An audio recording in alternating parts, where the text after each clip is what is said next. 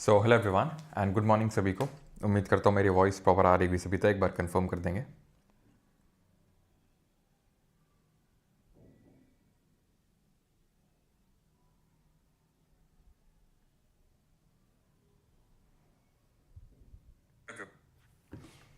चलिए, तो आज का जो हमारा टॉपिक रहने वाला है बायोलॉजी में, वो रहने वाला है डिजीजेस। ओके, तो जितनी भी बीमारियां हैं वो आज के लेक्चर हम लोग देखने वाले हैं। ठीक है। तो शुरू करते हैं, लेकिन उससे पहले जो कल का टॉपिक था उसके क्वेश्चंस लगाते हैं और तब हम आगे बढ़ेंगे। तो consider the following statements about the human heart. Human heart is 4 chambers, 2 atria and 2 ventricles. The outer layer of the heart is called as myocardium. The average heart beat of a healthy person is 72 times per minute. तो the heart has 4 chambers. बिल्कुल, ऊपर के जो parts होते हैं उसको हम atrium बोलते हैं और नीचे के जो होते हैं वो वेंट्रिकल्स यानी अलिंद और निलय बोलते हैं हिंदी में। ये होता है राइट और ये होता है लेफ्ट। इनको सेपरेट करने वाली पार्ट को क्या बोलते हैं उसको ज़रा बताइए। What is this particular thing called जो सेपरेट करता है लेफ्ट और राइट पार्ट को? तो पहला वाला सही है आपका। आउटर लेयर को मायोकार्डियम नहीं बोलते हैं। मायोकार्डियम जो होती है आपकी मिडिल लेयर होती है हार्ट की। ठीक है, and this is called as septum. Sir please geography economics NTPC notes please. Sir बन रहे होंगे तो आपको मिल जाएंगे, मैं एक बार कंफर्म कर लेता हूँ। ठीक है, सेप्टम बोलते हैं बिल्कुल। Average heart beat of a healthy person is 72 times per minute. सही है। जो अडल्ट होते हैं उनका रफली इतना होता है और जो बच्चे होते हैं या फिर इन्फेंट्स होते हैं उनका थोड़ा ज़्यादा होता है हार्ट रेट, है ना। Consider the following statements regarding blood. तो blood is a special connective tissue consisting of plasma and blood cells. सही है। तो जो ब्लड है उसमें 2 कंपोनेंट है, एक तो लिक्विड और एक है आपका सॉलिड। सॉलिड में ब्लड सेल्स आती हैं जिसमें कि आपकी आरबीसीज यानी एरिथ्रोसाइट्स, डब्ल्यूबीसीज यानी कि ल्यूकोसाइट्स और प्लेटलेट्स यानी कि थ्रोम्बोसाइट्स आती हैं। तो पहला सही होगा। Normal RBC count in human blood is this 4.5 to 5.5 million पर क्यूबिक मिलीमीटर। ठीक है, and plasma contains about 50 to 60% water. तो दूसरा स्टेटमेंट तो यहाँ पे सही है, लेकिन तीसरा गलत हो जाएगा बिकॉज यहाँ पे वाटर 60% नहीं होता बल्कि 92% होता है। ध्यान रखिएगा, 92% इज़ वाटर और बाकी मतलब प्लाज्मा पूरे ब्लड का 55% है और उसमें जो वाटर है वो 92% है।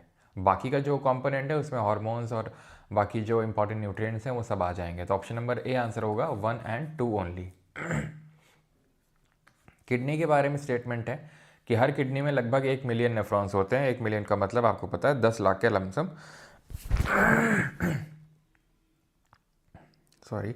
तो 1 मिलियन के नेफ्रॉन होते हैं, बिल्कुल सही है। The main function of the kidney is to filter blood and form urine. Right kidney is position slightly higher than the left kidney. Now this is wrong because जो राइट किडनी होती है थोड़ा सा नीचे होती है to give position to the liver को position देने के लिए ऐसा होता है। तो ऑप्शन नंबर ए आंसर होगा 1 and 2 ओनली। ठीक है, चलिए अगला क्वेश्चन है and that is consider the following statements about urine. It contains 95% water. PH इतना होता है। Yellow colour is due to bilirubin. बताइए सर। इसके बाद साइंस से रखना, हरियाणा पुलिस का एग्ज़ाम है भाई, सबके कुछ ना कोई एग्ज़ाम है। ठीक है, मुझे अपने हिसाब से पढ़ाने दो। ठीक है, तो पहला दूसरा सही है यहाँ पे, तीसरा गलत हो जाएगा बिकॉज यूरिन का जो येलो कलर होता है वो यूरोक्रोम की वजह से होता है या फिर यूरोबिलिन की वजह से होता है, ना कि बिलिरुबिन की वजह से। बिलिरुबिन का जो होता है येलो कलर देता है स्टूल को या फिर जो फीसेस होता है जो सॉलिड वेस्ट होता है उसको। ठीक है, तो यूरोबिलिन, यू से यूरिन, यू से यूरोबिलिन और बिलिरुबिन जो आपका जो सॉलिड वेस्ट होता है उसका येलो कलर है। देन अगर बात करेंगे डबल सर्कुलेशन पे आएंगे। अच्छा, डबल सर्कुलेशन के बारे में यहाँ पे स्टेटमेंट्स लिखे हुए हैं, बताइए। In double circulation blood passes through the heart twice in. अच्छा हाँ, ब्लड सर्कुलेशन से याद आया, कल क्लास के एंड में किसी ने तो क्वेश्चन पूछा था, तब तक मैंने स्ट्रीम एंड कर दिया था और शायद मैं बताना भूल गया था। That was respect to Bombay blood group. ठीक है, जो बॉम्बे ब्लड ग्रुप होता है उसके रिगार्डिंग वो पर्टिकुलर मतलब चीज़ थी जो मैंने बताया था कि भी थोड़ा सा बताना है लेकिन छूट गया था। तो एक्चुअली होता क्या है ना कि जैसे हमें पता है कि एंटीजन अटैच होता है, तो लाइक इस तरीके से स्पोक्स हमने देखे थे और इसमें एक सर्टेन पैटर्न हमें देखने को मिल रहा था। इस तरीके का था तो वो आपका ब्लड ग्रुप ए था, है ना। इस तरीके से हो गया तो ब्लड ग्रुप बी हो गया, इस तरीके से। तो जब कुछ भी पैटर्न देखने को नहीं मिलता है, सब कुछ एब्सेंट होता है, एंटीजन भी नहीं है कुछ। ठीक है, एंटी मतलब वही आप ये बोल सकते हो कि एंटीजन का ये जो पैटर्न है वो बिल्कुल देखने को कुछ मिल ही नहीं रहा है और साथ ही साथ इसमें जो रीसेस प्रोटीन है वो भी देखने को नहीं मिलता है। That is your called as Bombay blood group, जो 1952 में वाई.एम. भेंडे जी ने सबसे पहले उसको डिस्कवर किया था। बॉम्बे में एक पेशेंट में मिला था, बहुत बहुत बहुत रेयर होता है वो। तो पहला वाला तो सही है, डबल सर्कुलेशन में blood passes through the heart twice in one complete cycle, पूरे कंप्लीट साइकिल में 2 बार गुजरता है। इसकी डिस्कवरी विलियम हार्वे ने करी थी। In humans oxygenated blood is carry to the lungs by the pulmonary artery. देखिए पल्मोनरी आर्टरी जो है एक एक्सेप्शन है। जो आर्टरी, तो आर्टरी का काम एक सेंस में करती है लेकिन दूसरे सेंस में नहीं करती है। आर्टरी का काम ये होता है कि हार्ट से बॉडी पार्ट तक ब्लड को लेके जाना, तो वो तो करती है। क्यों? क्योंकि जो पल्मोनरी आर्टरी है वो हार्ट से लंग्स तक लेके जाती है ऑक्सीजनेटेड ब्लड को, नॉट ऑक्सीजनेटेड ब्लड को लेके जाती है। लेकिन एक्सेप्शन इस सेंस में है कि आर्टरी ऑक्सीजनेटेड कैरी करती हैं लेकिन ये डी ऑक्सीजन ब्लड कैरी करता है, क्योंकि लंग्स के पास ले जाएगा तो प्योरीफाई करने के लिए ले जाएगा। तो ऑप्शन नंबर ए आंसर होगा 1 और 2 ओनली। ओके, ठीक है। और बाकी यहाँ पे नेफ्रॉन का स्ट्रक्चर रिकॉल कर सकते हो। This was your what, बोमेंस capsule.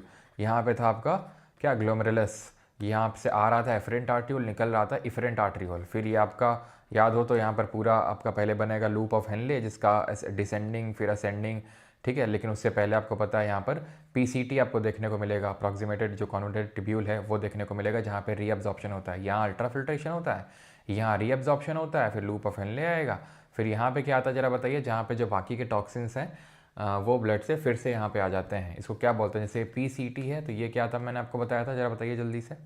तो इस तरीके से हमने नेफ्रॉन का स्ट्रक्चर पढ़ा था। खैर, तो और उसके बाद यहाँ पर कलेक्टिंग डक्ट था। कलेक्टिंग डक्ट पेल्विस में मिल रहा था। जो पेल्विस हमने देखा था ये यहाँ पे था पेल्विस में, ठीक है। और पेल्विस के बाद वो यूरेटर में जा रहा था, है ना। पेल्विस यहाँ पे था, पेल्विस कलेक्टिंग डक्ट पेल्विस में जा रहा था। पेल्विस आपका जा रहा था कहाँ पे, पेल्विस जा रहा था यूरेटर के साथ कनेक्टेड था। ओके, देन इसका रीनल कॉर्टेक्स को किसको बोलते हैं, रीनल पेल्विस, ये तो रीनल पेल्विस हो गया, ठीक है। देन इसका जो इंटीरियर पार्ट होता है वो मेडुला होता है, और जो आउटर पार्ट होता है उसको कॉर्टेक्स बोलते हैं, रीनल कॉर्टेक्स, ठीक है। बिल्कुल सही है। चलिए आज के लेक्चर शुरू करते हैं, जो पूरा का पूरा डिजीजेस पे बेस्ड है। रोग देखने वाले हैं आज हम लोग, ठीक है। तो शुरू करें, रोग यानी कि डिजीजेस। हाँ जी, शुरू किया जाए। All right. तो a disease can be defined as any disturbance in the internal structure and function of any organ और part of the body which is usually associated with specific signs and symptom. एक रोग को शरीर के किसी भी अंग या हिस्से की आंतरिक संरचना और कार्यप्रणाली में किसी भी ऐसे व्यवधान के रूप में परिभाषित किया जा सकता है जो आमतौर पर विशिष्ट संकेतों और लक्षणों से जुड़ा होता है, ठीक है। तो ये डेफिनेशन है जो आपसे कभी पूछने वाला है नहीं, लेकिन अब हम इनका क्लासिफिकेशन देखेंगे, वो इंपॉर्टेंट है। सबसे पहली बात तो ये कि हम क्लासिफिकेशन देखेंगे on the basis of time. Time के बेसिस का मतलब यहाँ पे ये है, समय के आधार का मतलब ये है कि कितने लंबे समय तक वो बीमारी हमारे शरीर में रहती है। उस बेसिस पे हम इसको 2 पार्ट पे डिवाइड करते हैं, एक्यूट डिजीज़ और क्रॉनिक डिजीज़, तीव्र रोग और दीर्घकालिक रोग। एक्यूट होते हैं, they last for a very short period of time, cause major effects on health in a short time. जैसे कि बुखार आ गया 2-3 दिन के लिए, 4 दिन के लिए, 5 दिन के लिए, सर्दी जुकाम हो गया, ये सब कुछ दिनों के लिए होते हैं, ठीक। जो बहुत लंबे समय के लिए होते हैं वो क्रॉनिक डिजीजेस होते हैं for a longer period of time. और ये मेजर इफेक्ट कॉज करते हैं हेल्थ में। ये भी कर सकते हैं शॉर्ट पीरियड ऑफ टाइम पे, लेकिन ये धीरे धीरे धीरे बहुत लंबे समय तक रहते हैं और बहुत लंबे समय हमारी बॉडी को अफेक्ट करते रहते हैं। जैसे फॉर एग्जांपल डायबिटीज़ हो गया, टीबी हो गया, एलिफेंटियासिस हो गया जिसको हम हाथी पाँव बोलते हैं। तो ये सब लंबे समय तक रहते हैं। अब यहाँ पे समय का कोई एक थ्रेशोल्ड नहीं है कि ये जो 10 दिन से 1 हफ्ते से कम रहती है एक्यूट हो गई, जो 1 हफ्ते से ज़्यादा रहती है क्रॉनिक। ऐसा कोई टाइम लिमिट का स्पेसिफिकेशन ही नहीं है। इन जनरल चीज़ें मानी जाती हैं, ठीक है। कि आपको सर्दी जुकाम लगभग किसी को 3 दिन में सही हो जाता है, किसी का हफ्ते भर लग जाता है, तो किसी को 2 हफ्ते लग जाते हैं। लेकिन माना जाता है कि हाँ मैक्सिमम 1 मंथ।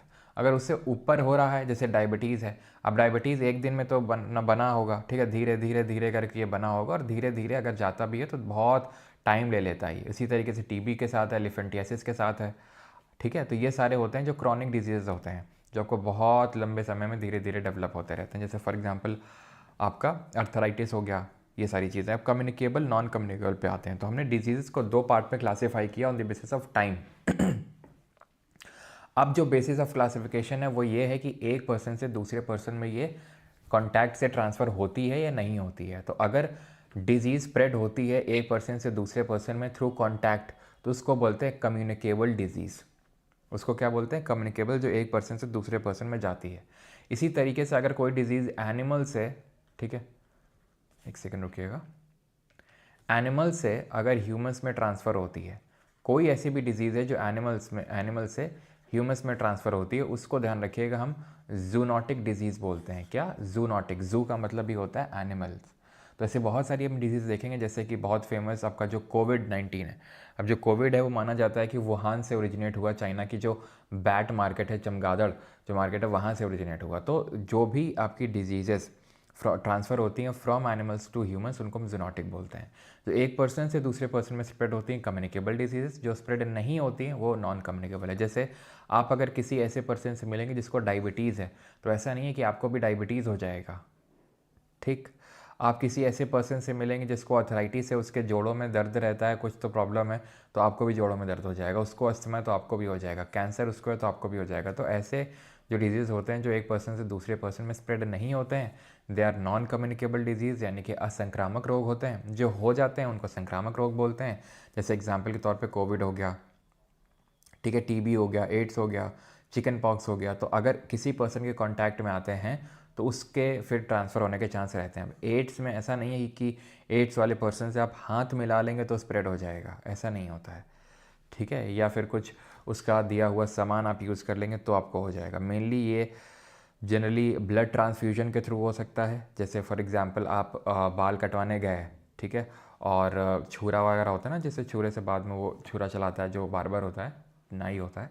तो अगर मान लो कि वो छुरा, किसी जो छुरे में ब्लेड पड़ता है, किसी का यूज़ किया होगा, उसने किसी का यूज़ किया होगा, उसको मान लो अगर एड्स है और उसको अगर मान लो हल्की सी ब्लीडिंग हो गई इसको छुरा चलाते वक्त, और आपको भी वही सेम हो गया, तो वो जो कट लगेगा उसके थ्रू आपकी बॉडी में एंटर कर सकता है एड्स का जो वायरस होता है, जिसको HIV बोलते हैं। तो इसीलिए रिकमेंड किया जाता है कि जब आप बार्बर के पास जाएँ तो अपना ब्लेड या तो खुद लेके जाएँ या तो चेंज करवाना ना भूलें, बिकॉज फिर ऐसा मतलब एक काइंड ऑफ एक डेंजर तो रहता ही है उस चीज़ का, ठीक है। सेक्सुअल कॉन्टैक्ट के थ्रू होता है, लेकिन ऐसा नहीं कि आप किसी से हाथ मिलाएंगे तो उस केस में हो जाएगा। ऑलराइट, ठीक है। यहाँ तक किसी कोई डाउट तो नहीं है?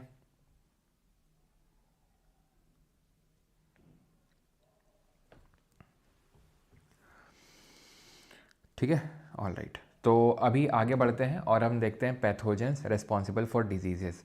तो जो हमारे रोग होते हैं तो वो आपने सुना होगा, या तो वायरस की वजह से, बैक्टीरिया की वजह से, या प्रोटोजोआ की वजह से, या फंगस की वजह से। ये जितने भी रोग होते हैं ये किसी न किसी पैथोजन की वजह से होते हैं। या तो वायरस होता है, या बैक्टीरिया होता है, प्रोटोजोआ होता है, या फंगस। इन सबको पैथोजेंस कहा जाता है, वायरस, बैक्टीरिया, प्रोटोजोआ और फंगस, जिनकी वजह से कोई बीमारी होती है। They are disease causing agents that are responsible for causing infections and diseases in their hosts, often by entering the body and causing physiological disruptions. शारीरिक कार्यों में व्यवधान पैदा करते हैं ये जो पैथोजेंस हैं, जो वायरस हो सकते हैं, बैक्टीरिया भी हो सकते हैं, प्रोटोजोआ और फंगस। ऑलराइट, देन आते हैं सबसे पहले वायरस पे, ठीक है। वायरस को देखेंगे, उसके क्या स्ट्रक्चर्स होते हैं, कौन कौन सी डिजीज़ होती हैं, कैसे याद रखना है। देन बैक्टीरिया पे, देन फंगस में, देन प्रोटोजोआ में, देन लास्ट में हम लोग देखेंगे जो जेनेटिक डिसऑर्डर्स होते हैं या फिर क्रोमोजोमल जो डिसऑर्डर्स होते हैं वो। ओके, तो वायरस की अगर बात करेंगे तो अभी ये आपको एग्जाम्पल्स याद करने की बिल्कुल भी कोई ज़रूरत नहीं है, बस ये ध्यान रखना है आपको, they need a host cell to replicate. जो वायरस होते हैं इनका जो जेनेटिक मटीरियल होता है is included in a protein envelope called as capsid. जो जेनेटिक मटेरियल है अंदर का वो या तो डीएनए का बना हो सकता है या फिर वो आरएनए का बना हुआ हो सकता है, ठीक है। अगर वो आरएनए का बना होता है तो उस वायरस को हम लोग रेट्रो वायरस बोलते हैं। जैसे कि जो अपना कोविड-19 वाला था वायरस, ठीक है, जो कोविड-19 वाला जो वायरस था, ठीक है, जो सीरियस एक्यूट रेस्पिरेटरी सिंड्रोम हुआ था, SARS-CoV-2 जिसको हमने बोला था, तो ये मेनली हुआ था किसकी वजह से? रेट्रो वायरस की वजह से, जिसका जेनेटिक मटेरियल आरएनए का बना था। अब इनमें होता क्या है कि ये लोग जो वायरस होते हैं इनमें जेनेटिक मटेरियल भी है, ठीक है, प्रोटीन की भी कवरिंग भी है, लेकिन एज सच पूरा सेलुलर स्ट्रक्चर देखने को नहीं मिलता है कि प्रॉपर अगर हम देखें तो सेल है, कुछ सेल वॉल है, सेल मेम्ब्रेन है, कुछ है, न्यूक्लियस है, कुछ नहीं होता है। तो वायरस जो होते हैं, बात आती है कि इनको हम लिविंग कंसिडर करते हैं या नॉन लिविंग कंसिडर करते हैं। तो वायरस को हम सेमी लिविंग कंसिडर करते हैं। सेमी लिविंग से मतलब ये है कि लिविंग और नॉन लिविंग के बीच के हैं, क्योंकि वायरस जो हैं ये खुद से रेप्लिकेट नहीं कर सकते हैं, खुद से ये अपने आप को मल्टीप्लाई नहीं कर सकते हैं, खुद से यानी रिप्रोडक्शन नहीं कर सकते हैं। वायरस एक दूसरे वायरस को रिप्रोड्यूस नहीं कर सकता है। तो फिर वायरस स्प्रेड कैसे होता है, वायरस फैलता कैसे है, वायरस खुद को मल्टीप्लाई कैसे करवाता है? तो वो करवाता है एक होस्ट सेल का यूज़ करके। किसका यूज़ करके? एक होस्ट सेल का यूज़ करता है, यानी कि एक ऐसी सेल किसी दूसरे की सेल का इस्तेमाल करेगा और तब खुद को मल्टीप्लाई करता है। जैसे कि ये जो कोविड-19 वाला वायरस है, तो उसने हमारे बॉडीली जो सेल्स हैं, जैसे फॉर एग्जांपल हमें पता है कि उसने लंग्स को अफेक्ट किया कोविड-19 ने, तो हमारी लंग्स की जो सेल्स हैं उनको यूज़ कर रहा है खुद को मल्टीप्लाई करने के लिए। और यही कारण है कि क्यों एंटीबायोटिक्स जो होती हैं वो इनके अगेंस्ट काम नहीं करती हैं, वायरल डिजीज़ के अगेंस्ट में काम नहीं करती हैं। कारण उसका ये होता है कि antibiotics work against the formation of cell wall, यानी कि वो कोशिका भित्ति के निर्माण के विरुद्ध कार्य करते हैं। कौन? एंटीबायोटिक्स, यानी कि वो कोशिका भित्ति को बनने ही नहीं देते हैं, सेल वॉल को बनने ही नहीं देते हैं। ठीक, तो इसीलिए बैक्टीरिया जो होता है, बैक्टीरिया हमें पता है बैक्टीरिया क्या है, तो बैक्टीरिया है हमारा क्या? प्रोकैरियोट, है ना, हमने पहले भी पढ़ा है ये कि वो प्रोकैरियोट है, मोनेरा किंगडम से बिलोंग करता है। ये लोग क्या करते हैं, बैक्टीरिया लोग सेल वॉल बनाते हैं, तो वो एंटीबायोटिक्स बनाने नहीं देता है वो। अब वायरस क्या होते हैं, वायरस में तो सेल मेम्ब्रेन कुछ होता ही नहीं है, तो फिर उसके अगेंस्ट ये वर्क नहीं करते हैं। इट इज़ लाइक कि भाई एंटीबायोटिक्स आया वायरस के, भाई मैं तुम्हें सेल वॉल नहीं बनाने दूंगा, वायरस भी लाइक मैं तो बनाता ही नहीं हूँ। ठीक है, तुमने देखा है रामाधीर सिंह को बोलता है, बेटा तुम्हारे वासेपुर में, बेटा तुम्हारे जीवन का मकसद क्या है? तो कौन होता है वो? कोई तो खान करके होता है, तो पता नहीं सुल्तान खान है, तो सुल्तान खान को से बदला लेना, सुल्तान खान को मारना, लेकिन वो तो मर गया। तो वैसा टाइप है। ठीक है, एंटीबायोटिक्स या वायरस से लाइक कि भाई मैं तुमको सेल वॉल नहीं बनाने दूंगा, वायरस भी लाइक वो तो मैं बनाता ही नहीं हूँ। ठीक है, तो इसीलिए जो एंटीबायोटिक्स हैं ये काम नहीं करती हैं वायरल डिजीज़ के अगेंस्ट में। ठीक है, बैक्टीरिया की बात करेंगे तो हमें पता है सिंगल सेल्ड ऑर्गेनिजम्स हैं, प्रोकैरियोट्स हैं, मोनेरा किंगडम से बिलोंग करते हैं। ठीक है, और अगर बात करेंगे तो टाइप्स ऑफ बैक्टीरिया हैं, जैसे कि स्फीयर शेप्ड बैक्टीरिया जिनको हम कोकस बैक्टीरिया बोलते हैं, रॉड शेप्ड होता है जिनको बैसिलस बोलते हैं, और जो स्पाइरल शेप्ड होते हैं उनको हम स्पाइरोकेट्स बोलते हैं। तो अलग अलग शेप के बैक्टीरिया होते हैं, या तो गोल गोल होंगे स्फीयर शेप के, या रॉड शेप के होंगे सिलिंड्रिकल फॉर्म में बैसिलस, या फिर स्पाइरल टाइप होगा जिनको हम स्पाइरोकेट्स बोलेंगे। ओके, अब आते हैं वायरस वर्सेस बैक्टीरिया, यानी कि एक बार दोनों को कंपेयर कर लेते हैं, उसके बाद आगे बढ़ते हैं। तो जेनेटिक मटेरियल इनका डीएनए या आरएनए का बना होगा, प्लस प्रोटीन की कवरिंग होती है जिसको हम कैप्सिड बोलते हैं। अगर आरएनए का बना हुआ है उसका जेनेटिक मटेरियल, तो ऐसे वायरस को रेट्रोवायरस बोल देते हैं। बैक्टीरिया प्रोकैरियोट्स होते हैं, they lack true nucleus and membrane bound organelles, instead they have nucleoid and their genetic material is called as genophore. जो इनका जेनेटिक मटेरियल होता है उसको जीनोफोर बोला जाता है, जो बैक्टीरिया का डीएनए होता है। ठीक है, ये नॉन लिविंग एंटिटी होते हैं, यानी कि ये लिविंग नहीं होते हैं।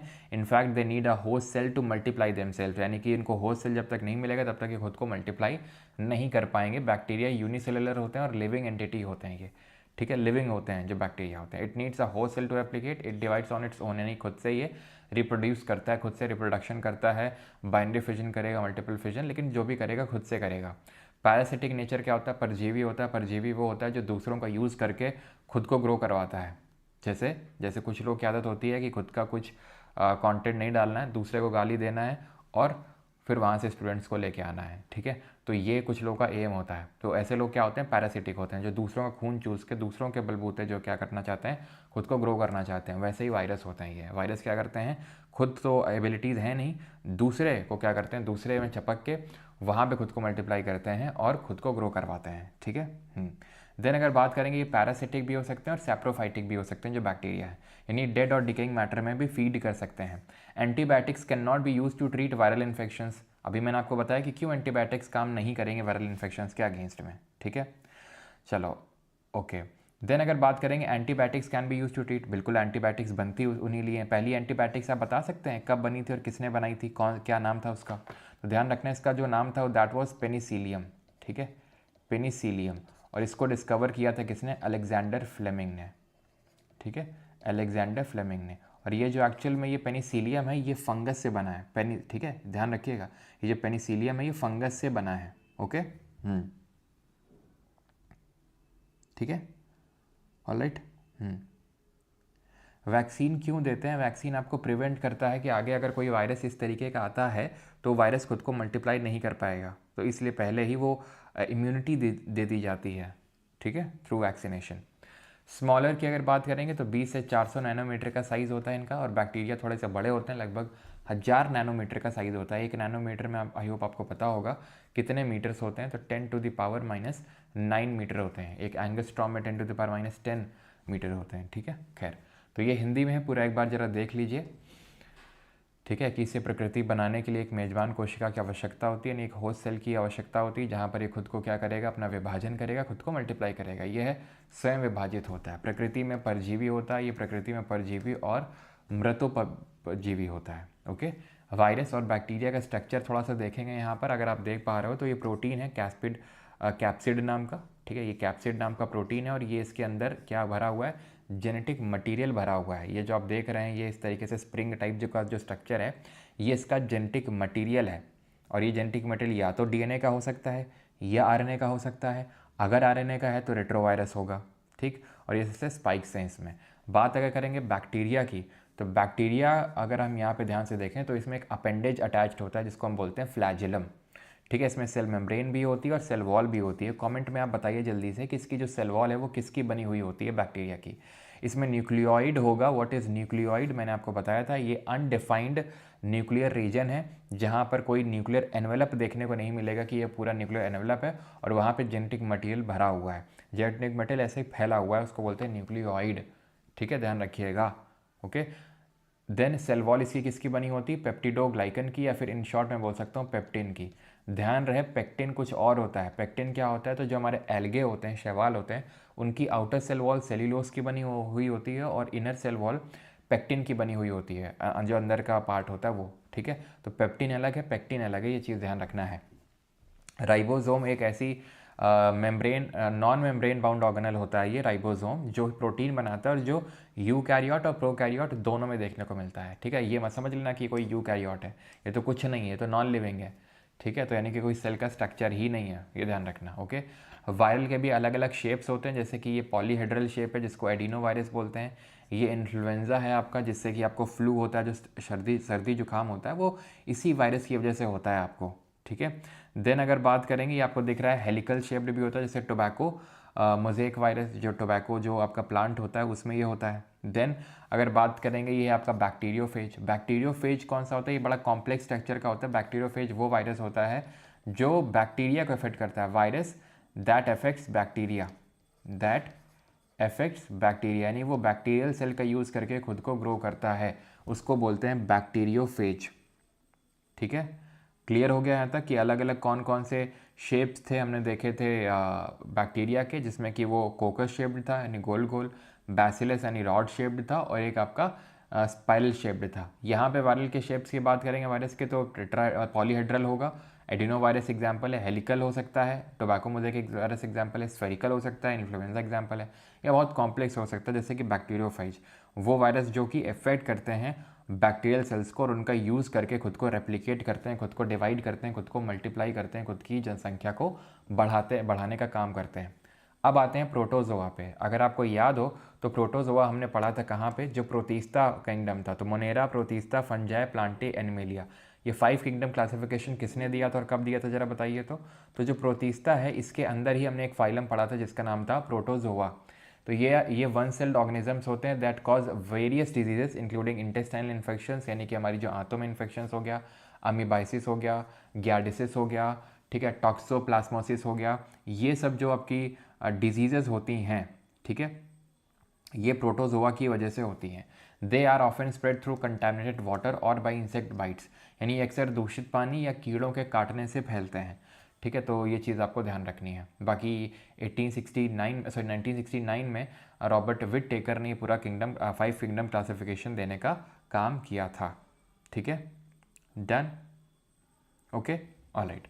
तो आगे बढ़ते हैं। तो मेनली जितने भी आप देख लो, जैसे अमीबाइसिस वगैरह हो गए, ये सब आपके जो इंटेस्टाइन या फिर जो आपका गैस्ट्रो इंटेस्टाइनल ट्रैक्ट है, जीआई ट्रैक्ट, उसी को अफेक्ट करता है, जहाँ पर आपको एकदम से बार बार स्टूल पास होना, डायरिया हो जाना, डायरिया के थ्रू आपको डिहाइड्रेशन हो जाता है, तो ये सारी चीज़ें अमीबाइसिस में होती हैं। ठीक है, तो we know amoeba is a what, protozoa. Amoeba क्या है, एक प्रोटोजोआ है, जहाँ पे वो किसका यूज़ करता है, अपने स्यूडोपोड्स का यूज़ करता है। ठीक है, ये क्या आपको देखने को मिल रहा है, दिस इज़ पैरामीशियम, जो अपने ये हेयर लाइक स्ट्रक्चर्स जिनको हम क्या बोलते हैं, सीलिया बोलते हैं, इनका यूज़ करके क्या करता है, लोकोमोशन परफॉर्म करता है ये, यानी कि मूवमेंट करता है। ठीक है, चलो अभी बढ़ते हैं आगे फंगस की ओर। तो फंगस भी यूकैरियोटिक ऑर्गेनिज्म है, ठीक है, that can cause disease like athletes foot हो गया, ईस्ट इन्फेक्शंस हो गए, ये भी आपके जो कवक होते हैं, जो फंगस होते हैं, ये भी काफ़ी सारी डिजीज़ के लिए रिस्पॉन्सिबल होते हैं। जैसे एथलीट फुट की अगर बात करेंगे तो आपने कई बार नोटिस किया होगा गर्मियों के टाइम पे जब बहुत ज़्यादा दौड़ते हो तो यहाँ पर बीच में कुछ तो अजीब सा हो जाता है, ठीक है, उंगलियों के बीच में, तो जहाँ पे भी फंगस लग जाता है तो वहाँ पर आपको देखने को मिलता है, जिसको बोलते हैं एथलीट्स फुट, यानी एथलीट्स में कॉमनली देखने को मिलता है, तो इसीलिए उनके नाम पे इसका नाम रख दिया गया। अब हम यहाँ पे एक एक करके एक एक पैथोजन की जो डिजीज़ हैं उनको डिटेल में देखने वाले हैं। तो सबसे पहले वायरल डिजीज़ पे आते हैं, यानी कि वायरस की वजह से कौन कौन सी डिजीज़ होती हैं, कौन कौन से रोग ऐसे हैं जो कि वायरस की वजह से होते हैं। तो इसको याद करने की जो ट्रिक है वो ये है कि डॉक्टर मिश्रा बेस्ट हैं एमपी वाले, डॉक्टर मिश्रा बेस्ट हैं एमपी वाले। तो डॉक्टर से हो जाएगा डेंगू, एम से हो जाएगा मीजल्स, आई से हो जाएगा इन्फ्लुएंजा, एस से हो जाएगा स्वाइन फ्लू, एच से हो जाएगा हेपेटाइटिस, आर से हो जाएगा रेबीज़, ए से हो जाएगा एड्स, देन बेस्ट बी से बर्ड फ्लू, ई से इंसेफेलाइटिस, एस से स्मॉल पॉक्स, एम से मम्स और पी से पोलियो। अभी रटने की ज़रूरत नहीं है, अभी एक एक करके जब हम डिजीज़ देखेंगे तो बहुत सारे तो आपको ऐसे ही नेचुरली याद हो जाएंगे। ट्रिक आपको कब देखनी है? आखिर में, जब हम सारी डिजीज़ देख लेंगे तो उसके बाद आपको ट्रिक देखनी है। ओके, हेपेटाइटिस पे आते हैं सबसे पहले। तो हेपेटाइटिस जो है हमारे लिवर को अफेक्ट करता है। लिवर वो जो डार्क रेड ब्राउन कलर का होता है, राइट साइड में होता है, किडनी इसी को पोजीशन देने के लिए कि राइट किडनी थोड़ा सा नीचे हो जाती है। क्यूपफर सेल्स इसमें देखने को मिलती हैं जो पावर ऑफ रीजनरेशन रखती हैं, इसीलिए लिवर में अगर कुछ भी डैमेज होता है तो वो खुद को रीजनरेट की पावर करने की रखता है पावर ये, ठीक है। तो हेपेटाइटिस ए होता है, हेपेटाइटिस बी होता है और हेपेटाइटिस सी होता है। इफेक्ट तीनों केसेस में लिवर ही होता है, लेकिन हेपेटाइटिस ए में हेपेटाइटिस बी से हेपेटाइटिस सी से यहाँ पे अंतर जो है वो ट्रांसमिशन का है। जो ए वाला है ये फूड के थ्रू ट्रांसमिट होगा, बी वाला है सेक्सुअली ट्रांसमिट होगा, और सी वाला जो है ये आपका इन्फेक्टेड ब्लड से ट्रांसमिट होगा। तो यानी खाने से सेक्सुअल ट्रांसमिशन होता है बॉडली फ्लूइड से, और ये जैसे आपका सीरम वगैरह जो आपका ये सीमेन वगैरह है उससे जो ट्रांसफ़र होता है, ठीक है। तो हेपेटाइटिस बी और इन्फेक्टेड ब्लड हो गया यहाँ पे, ओके। तो हेपेटाइटिस ए, बी और सी में क्या डिफरेंस है? इनके मोड ऑफ ट्रांसमिशन में डिफरेंस है, लेकिन होता इफेक्ट लिवर ही है तीनों में, ठीक है। सिम्टम्स जॉन्डिस हो जाना, क्योंकि आपका लिवर इफेक्ट होगा तो मेनली आपको जॉन्डिस होने के ज़्यादा चांसेस रहते हैं, ठीक है। और इंडिया का पहला इंडिजिनस हेपेटाइटिस ए जो वैक्सीन बना था वो हैवी श्योर था। ये करंट अफेयर का है लेकिन थोड़ा पुराना हो गया, काफ़ी पुराना हो गया, हैवी श्योर, ठीक है। हेपेटाइटिस ए की वैक्सीन बनी थी। देन अभी आते हैं मम्स पे।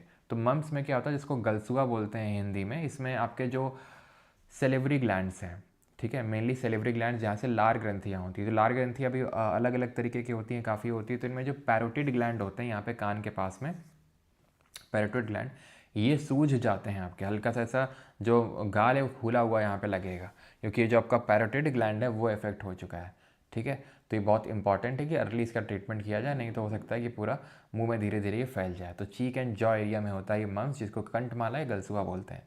फ्लू मेनली आपको पता है कि जब मौसम चेंज हो रहा होता है इस टाइम पे, सर्दियों के टाइम पे ज़्यादा होता है, cause by influenza viruses. Influenza virus की वजह से होता है, टाइप ए बी सी। इसको हम एविल इन्फ्लुएंजा ऑफ स्टार्स के नाम से भी जानते हैं, क्योंकि पहले के टाइम पे इटली से एक्चुअल में डिराइव हुआ ये चीज़, कि इटली में माना जाता था कि भाई ये जो खांसी जुकाम बुखार ये जो हो जाता है एकदम से, ये स्टार्स का एविल इन्फ्लुएंस है। जैसे कि एक तरीके से आप बोल सकते हो कि अंधविश्वास था ऐसा, कि ये जो सब कुछ हो रहा है ये एविल इन्फ्लुएंस ऑफ स्टार्स है, यानी कि जो हमारे ये ग्रह नक्षत्र हैं वो सही नहीं चल रहे हैं, इसकी वजह से हमें ये हुआ है। तो इसीलिए इसको एविल इन्फ्लुएंस ऑफ स्टार्स के नाम से भी जानते हैं, किसको? फ्लू को, जो इन्फ्लुएंजा वायरस की वजह से होता है।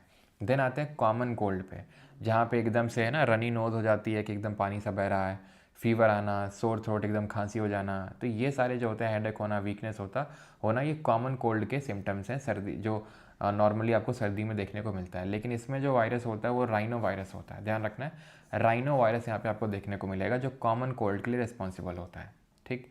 देन आते हैं पोलियो पे। तो पोलियो वैसे तो होपफुली इंडिया से अभी इराडिकेट हो चुका है, ये 2014 में पूरी तरीके से इराडिकेट हो गया था पोलियो, लेकिन एंड ऑल थैंक्स टू जो पल्स पोलियो प्रोग्राम था, जहाँ पे आपने देखा होगा अमिताभ बच्चन जी भी एडवर्टाइज़ करते थे, है ना, कि 2 बूंद ज़िंदगी के। तो उसके कारण 2014 में हमारे भारत से पूरी तरीके से एलिमिनेट हो चुका है पोलियो। पोलियो में क्या होता है, ये पोलियो माइलिटिस करके एक वायरस है, ठीक है। तो इसके इफेक्ट होने के चांसेस ज़्यादा होते हैं, कि अगर आपको ये पोलियो की वैक्सीन नहीं दी गई इनिशियली, तो अगर ये पोलियो माइलिटिस जो वायरस है ये अगर आपकी बॉडी में एंटर कर गया तो सीधे आपके नर्वस सिस्टम, और ये बच्चों में आपको ज़्यादा देखने को मिलता है, बच्चों को अगर इफेक्ट किया तो नर्वस सिस्टम इफेक्ट करता है ये, ठीक है। मेनली तो जो हमारा तंत्रिका तंत्र है उसको इफेक्ट करेगा, जिसकी वजह से, ठीक है, आपकी रीढ़ की हड्डी या नसें या मस्तिष्क की स्टेम कोशिकाओं में इफेक्ट डालता है, जिसकी वजह से आप देखते हैं कई बार ऐसा कि पैर मुड़ा हुआ है, टेढ़ा है, ये सारी चीज़ें देखने को मिलती हैं पोलियो में। और आपने कई बार देखा भी होगा कई लोगों को जिनको पोलियो हो रखा होता है, ठीक है। तो अगर पोलियो की वैक्सीन, वो जो 2 बूंद होती हैं ज़िंदगी की, अगर वो नहीं ली गई तो उससे फिर दिक्कत होती है, ठीक है। तो खैर अभी तो पूरी तरीके से पोलियो फ्री है India, and that is a very good thing. तो होता किसकी वजह से? पोलियोमाइलिटिस वायरस की वजह से होता है, नर्वस सिस्टम को अफेक्ट करता है। ये चीज़ आपको ध्यान में रखनी है। और इसकी जो वैक्सीन है सबसे पहले डिस्कवर किसने करी थी? डॉक्टर जोनास साक ने, ठीक है। जोनास साक ने इसकी वैक्सीन डिस्कवर करी थी। अब आते हैं सर्वाइकल कैंसर पे। तो सर्वाइकल, ये अगेन ये हमारी गर्दन वाला सर्वाइकल नहीं है, ये जो फीमेल रिप्रोडक्टिव जो ट्रैक्ट है उसका सर्वाइकल है, ठीक है। तो हमें पता है कि यहाँ पे होता है क्या? यूटेरस होता है इस तरीके से, ठीक है। यहाँ पे होती है वजाइना, और यहाँ पे होता है जो इन दोनों कनेक्ट करता है वजाइना को यूटेरस से, जिसको बोलते हैं सर्विक्स। यहाँ पे जो कैंसर हो जाता है इस वायरस की वजह से होता है, जिसको बोलते हैं ह्यूमन पैपिलोमा वायरस। जब ये घुसता है सर्विक्स वाले रीजन में, जो फीमेल रिप्रोडक्टिव ट्रैक्ट होता है उसमें बहुत, ठीक है। यस, इसके इफेक्ट तो बाद में दिखते हैं, बिल्कुल इसके इफेक्ट बाद में ही दिखते हैं, ओके।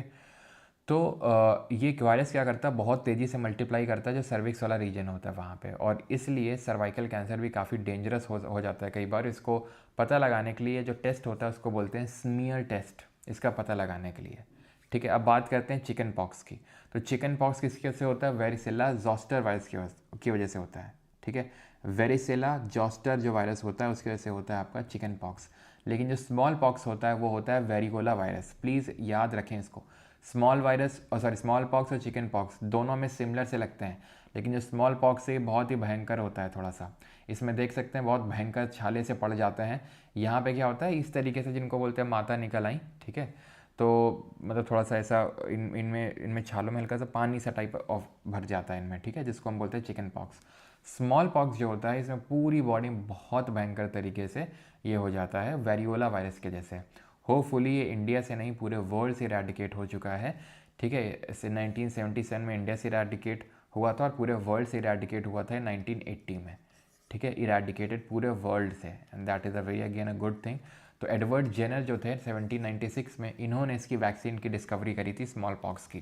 तो चिकन पॉक्स है ये varicella zoster, small pox variola virus. Discovery small pox की वैक्सीन की किसने करी? एडवर्ड जेनर ने 1796 में, ठीक है। ये चीज़ आप ध्यान रखिएगा। तो स्मॉल पॉक्स में क्या होता है? आपका बहुत सिवियर केस होता है, और चिकन पॉक्स में यूजुअली माइल्ड ब्लिस्टर्स होते हैं। डेंगी पे आते हैं। तो डेंगी जो होता है ये आपका किसकी वजह से होता है? ये होता है आपका किसकी वजह से? फ्लैवी वायरस की वजह से होता है। किसकी वजह से होता है? फ्लैवी वायरस की वजह से होता है। और ये जो डेंगी है इसमें वेक्टर क्या होता है? अब ये वेक्टर क्या चीज़ होती है? देखो, जो पैथोजन है यानी कि वायरस हो गया, बैक्टीरिया हो गया, तो वो उसके हाथ पैर तो है नहीं कि वो चल फिर के किसी के मुंह में घुस जाएगा, हाँ, या किसी के अफेक्टेड पार्ट में घुस जाएगा, ऐसा तो है नहीं। जहाँ मन आएगा वो चल फिर के घुस जाएगा। ट्रांसफ़र किया जाएगा, जैसे कि कैसे ट्रांसफ़र? कि मैंने खांस दिया, ठीक है। तो मैंने जब खांसा तो मेरे मुंह से ये वेपर्स निकले जो कि तुम्हारे बॉडी में कहीं अटैच हो गए, या तुमने सांस ली और तुम्हारे उसके थ्रू चले गए, यानी कि तुम्हारे नाक के थ्रू वो अंदर चले गए, ऐसे जा सकते हैं। या फिर जो मच्छर लोग हैं, इंसेक्ट लोग हैं, ये क्या करेंगे?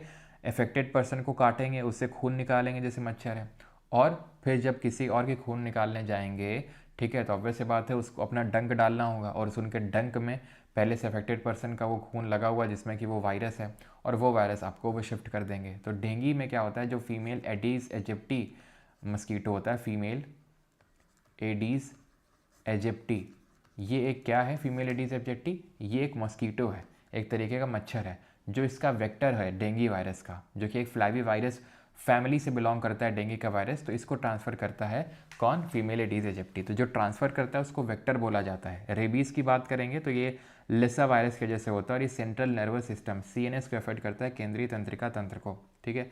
और इससे क्या होता है? हाइड्रोफोबिया होता है। तो रेबीज़ भी बहुत डेंजरस होता है।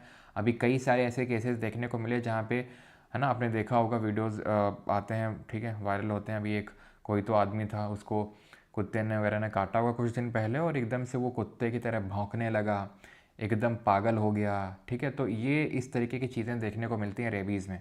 अगर सही टाइम पे ट्रीट ना किया गया तो जो लिसा वायरस है सीधे आपके नर्वस सिस्टम को अफेक्ट करेगा, आपके माइंड को अफेक्ट करेगा, और धीरे धीरे धीरे धीरे पहले तो वाटर से हाइड्रोफोबिया यानी कि पानी से डर, और धीरे धीरे इसमें तुरंत डेथ भी हो जाती है। मतलब इतनी भी तेज़ नहीं होती और इतने भी धीरे नहीं होती है, लेकिन हाँ ठीक ठाक अमाउंट में काफ़ी जल्दी टाइम में हो सकता है कि 1 महीने में के अंदर ही पर्सन की डेथ हो जाए अगर टाइम से इसको ट्रीट ना किया गया तो। और अगर टाइम से ट्रीट कर दिया गया, जैसे कि अगर आपको कहीं पे ठीक है, ये जो लिस्सा वायरस है, रेबीज़ जनरली कुत्तों के काटने से होता है, ठीक है। तो कुत्ते ने अगर आपको कहीं पे काटा तो उसको आप ढंग से साफ़ करिए, साबुन से धुलिए और पानी से एटलीस्ट 10 से 15 मिनट तक आपको धुलना है जो भी आपका अफेक्टेड पार्ट है, और बिना आलस किए हुए तुरंत डॉक्टर के पास जाना है। और जो भी इसकी रेबीज़ को लेके जो भी आप डॉक्टर आपको रिकमेंड करता है, जो भी इंजेक्शन्स वगैरह वो तुरंत लगवाने चाहिए, क्योंकि अगर आप नहीं लगवाएंगे तो बहुत ज़्यादा चांसेस हैं कि अगर आपको इसके सिम्टम्स पकड़े तो फिर वापस जाना काफ़ी मुश्किल है। कि एक बार आपको वो कुत्ते की तरह भौंकना और ये सब हो गया तो उसके बाद पीछे वापस जाना बहुत मुश्किल है या फिर नामुमकिन है। लेकिन अगर सही टाइम पे ट्रीटमेंट हो गया तो बहुत सही है। सिम्टम्स आने का इंतज़ार इसमें बिल्कुल करना ही नहीं चाहिए। जैसे कि अभी कल की ही ये न्यूज़ है, ठीक है, जहाँ पर ये एक इंडियन बेस्ड हैं, ठीक है, पंजाबी वेमेन है, यूके में रहती हैं, और इनके कुत्ते ने बस इनको चाटा होगा, काटा नहीं था, बस ऐसे ही लिक किया होगा कहीं पे, ऐसा डॉक्टर का कहना है। तो हुआ क्या कि जो भी बैक्टीरिया है इनके कुत्ते का वो इनके बॉडी में एंटर कर गया, कहीं पे कुछ कट होगा, कहीं पे कुछ वुंड होगा, जिसके थ्रू जैसे भी गया इनकी बॉडी में वो पहुंच गया। बाइट नहीं किया था डॉग ने, सिर्फ क्या हुआ था, सिर्फ लिक किया था। अब लिक किया था तो अगर कहीं पे मान लो कि कट वगैरह लगा है आपकी बॉडी में तो आपकी बॉडी में एंटर कर जाएगा, और जब एंटर किया तो इनको हो गया सेप्सिस। होता क्या है सेप्सिस में, अगर बैक्टीरिया एंटर ये किया, ठीक है, उस केस में आपकी जो बॉडी है, WBCs हैं, वो इतना तुरंत रिस्पॉन्ड करती हैं, इतना भयंकर, क्योंकि इन्फ्लेमेशन होता है, आपकी बॉडी तुरंत रिस्पॉन्ड करती है उसको मारने के लिए, कि वो अपनी ही सेल्स को डैमेज करने लगती है, ठीक है। आपकी बॉडी, आप जो रिस्पॉन्स सिस्टम होता है जो काम करता है उस बैक्टीरिया को हटाने के लिए, मारने के लिए, वो अपनी ही सेल्स को मारने लगता है, और इसकी वजह से क्या होता है कि बहुत बहुत बहुत तेज़ी से मल्टीपल ऑर्गन फेलियर होता है, ठीक है। जैसे अब इनकी बात करें, जो मैडम हैं, एक दिन के अंदर, ठीक है, इनके हाथ और पैर दोनों काटने पड़े, हाथ पैर दोनों काटने पड़े, और ना काटने पड़ते तो हो सकता है ये पूरी बॉडी में फैल जाता, तो पूरे हाथ पैर इनके तुरंत काटने पड़े। मल्टीपल इनको हार्ट अटैक्स आए, और अभी मतलब इनको 32 हफ्तों बाद रिलीज़ किया गया है, शायद ऐसा है, ठीक है। तो मल्टीपल इनको कार्डियक अरेस्ट आए, हाथ पूरे दोनों काटने पड़े और पैर दोनों काटने पड़े, ये हालत हो गई विद इन 24 आवर्स। इतनी भयंकर तेज़ी से ये फैला सेप्सिस, समझ रहे हैं आप। तो इतना जानलेवा होता है, और अगर काट लिया है कुत्ते ने फिर तो आपको, ये आपका जर्मन शेफर्ड है, मुझे भी काट चुका है एक बार मतलब काटा तो क्या, हल्का सा मतलब मारा था, जर्मन शेफर्ड नहीं, जब मैं मतलब काइंड ऑफ क्रिकेट खेल रहा था तो। लेकिन मम्मी ने कोई कोताही नहीं बरती, ठीक है, और तुरंत जो भी इंजेक्शन्स लगते हैं, ठीक है, तो वो लगवाए थे। मतलब 14 वगैरह तो नहीं लगे थे, पहले होते थे 14 इंजेक्शन्स बोले जाते थे, 14 इंजेक्शन ठुकवाने पड़ते थे, लेकिन 14 तो नहीं लगे थे, याद नहीं है, काफ़ी पहले, मतलब काफ़ी छोटा था मैं तब काटा था जर्मन शेफर्ड ने, तब लगे थे। लेकिन अगर आप लगवा लेंगे जल्दी, और आजकल तो कई सारी ऐसी बोल रहे हैं कि जो दवाइयाँ, जो इंजेक्शन्स दिए जा रहे हैं वो WHO सर्टिफाइड नहीं है, तो इट इज़ वेरी इंपॉर्टेंट कि किसी ढंग की जगह पे आप जाएं लगवाने, ठीक है। खैर, एड्स पे आते हैं। अभी एड्स क्या होता है, तो ये भी वायरस की वजह से ही होता ही है, ठीक है। दोगेश भाई, क्या कोई बोल सकता है क्या? अच्छा, ध्रुव, अच्छा ध्रुव, अच्छा जर्मन शेफर्ड से याद आया होगा। अच्छा, ध्रुव से तो मैं याद आया, जर्मन शेफर्ड से याद, ध्रुव से याद आया मुझे कि अभी कल तो कोई तो मतलब कहीं पे पॉडकास्ट दिया और वो बोल रहे थे, मैं नहीं मानता हूँ कि इलॉन मस्क ने कुछ किया है। देख रहे हो, मैं नहीं मानता हूँ कि इलॉन मस्क ने कुछ किया है। उसकी अगर आप इंटरव्यू देखोगे तो उसे समझ में आ जाएगा कि इसको कुछ नॉलेज नहीं है।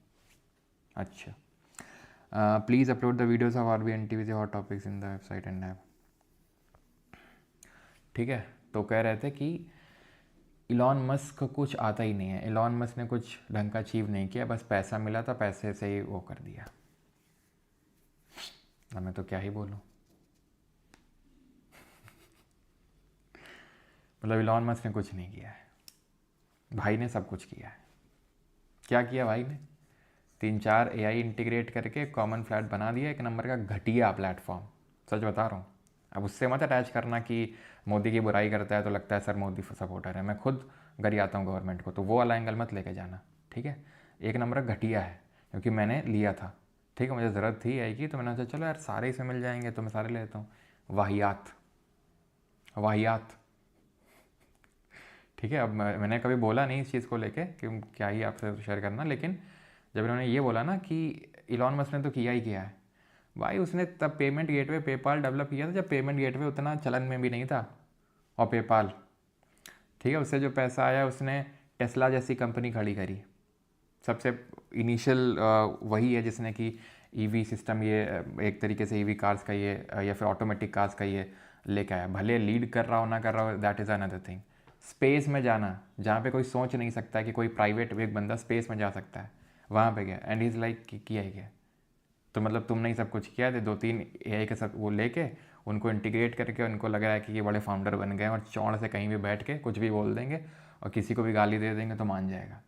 ठीक है, गवर्नमेंट को क्रिटिसाइज़ करना अगेन एक अलग फैक्टर है, मैं खुद करता हूँ और करना भी चाहिए, वही असली डेमोक्रेसी है। नहीं करेंगे तो गवर्नमेंट चौड़ में आएगी। लेकिन वो वाला एंगल छोड़ दो, ये वाला जो एंगल है हैं कि इलॉन मस्क ने किया ही किया है, मतलब मैं तो हैरान हो गया भाई। बंदे ने इतना कर दिया, 5-6 लोग मिलके पूरे लाइफ टाइम में ना कर पाए।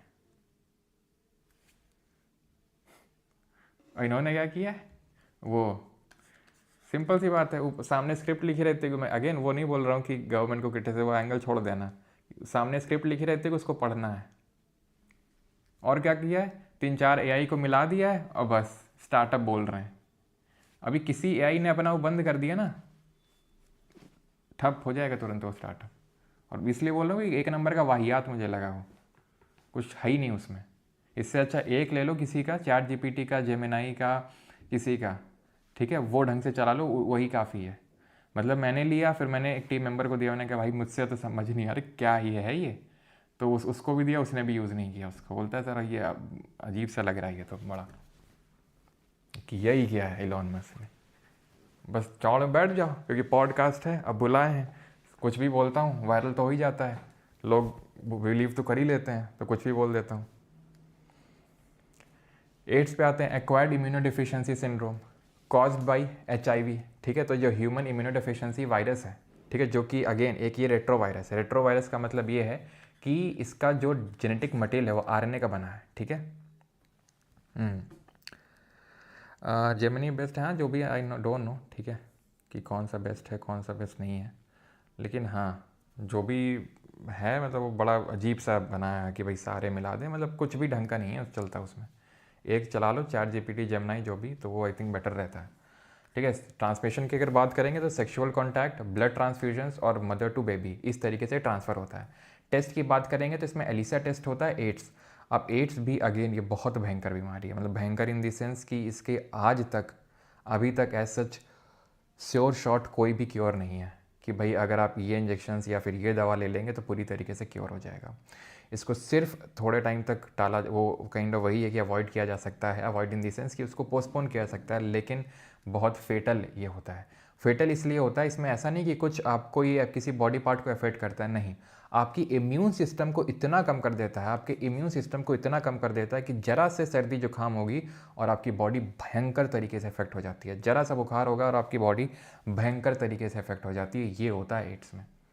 क्यों? क्योंकि जो HIV है, ह्यूमन इम्यूनोडेफिशिएंसी वायरस, ये आपके इम्यून सिस्टम को बहुत तेज़ी से डाउन ले आता है।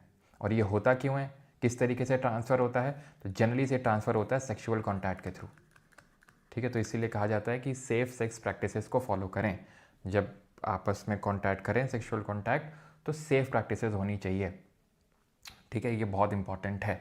ब्लड ट्रांसफ्यूजन, जो भी मैं आपको बता रहा था, जो आप बार्बर की दुकान में जाएंगे तो छुरा में जो ब्लेड लगा होता है तो खुद लेके जाएं या तो उसको चेंज करवाएं बोल के। ठीक है, वो बहुत इंपॉर्टेंट है कि ब्लड ट्रांसफ्यूजन से भी ये होता है। ठीक है, इसीलिए जो यूज्ड सिरिंज होती हैं उनको यूज़ नहीं किया जाना चाहिए, जो फ्रेश सिरिंज है, क्योंकि अगर ये तो बहुत तेज़ी से, मतलब बार्बर वाला तो फिर भी नहीं, लेकिन ये तो बहुत तेज़ी से स्प्रेड कर सकता है अगर यूज सिरिंज का यूज़ किया गया। ठीक है, तो सेक्सुअल कॉन्टैक्ट हो गया, ब्लड ट्रांसफ्यूजन हो गया, या फ्रॉम मदर टू बेबी वाला जो हो गया। ठीक है, कि माता से, यानी कि वो जो स्तनपान करवाती हैं उससे भी हो सकता है, क्योंकि जो मिल्क होता है वो आपका बॉडीली फ्लूइड ही है एक तरीके से मदर का, वो बेबी में जाएगा तो उससे भी हो सकता है। ठीक है, तो इसीलिए बच्चों में होने के काफ़ी ज़्यादा चांसेस रहते हैं। अगर किसी मेल या फीमेल में है, सेक्सुअल कॉन्टैक्ट में आए, ठीक है, तो बहुत ज़्यादा चांसेस है कि हो जाएगा, और होगा तो फिर बच्चों में भी ट्रांसफ़र होने के चांसेस रहते हैं, मेनली थ्रू दिस मिल्क, ठीक है। एड्स डे 1 दिसंबर को सेलिब्रेट किया जाता है, ठीक है, इसकी अवेयरनेस को जनरेट करने के लिए। तो ये हमारी वायरल डिजीजेस थी, और अभी जो हम देखने वाले हैं वो बैक्टीरियल डिजीजेस हैं। 2 गोल पोटैटो चिप्स, 2 गोल पोटैटो चिप्स दी, इस तरीके से हम इसको याद कर सकते हैं। जैसे कि जो वायरस है, वायरल डिजीज़, वो हमने याद करी थी, डॉक्टर मिश्रा बेस्ट हैं एमपी वाले।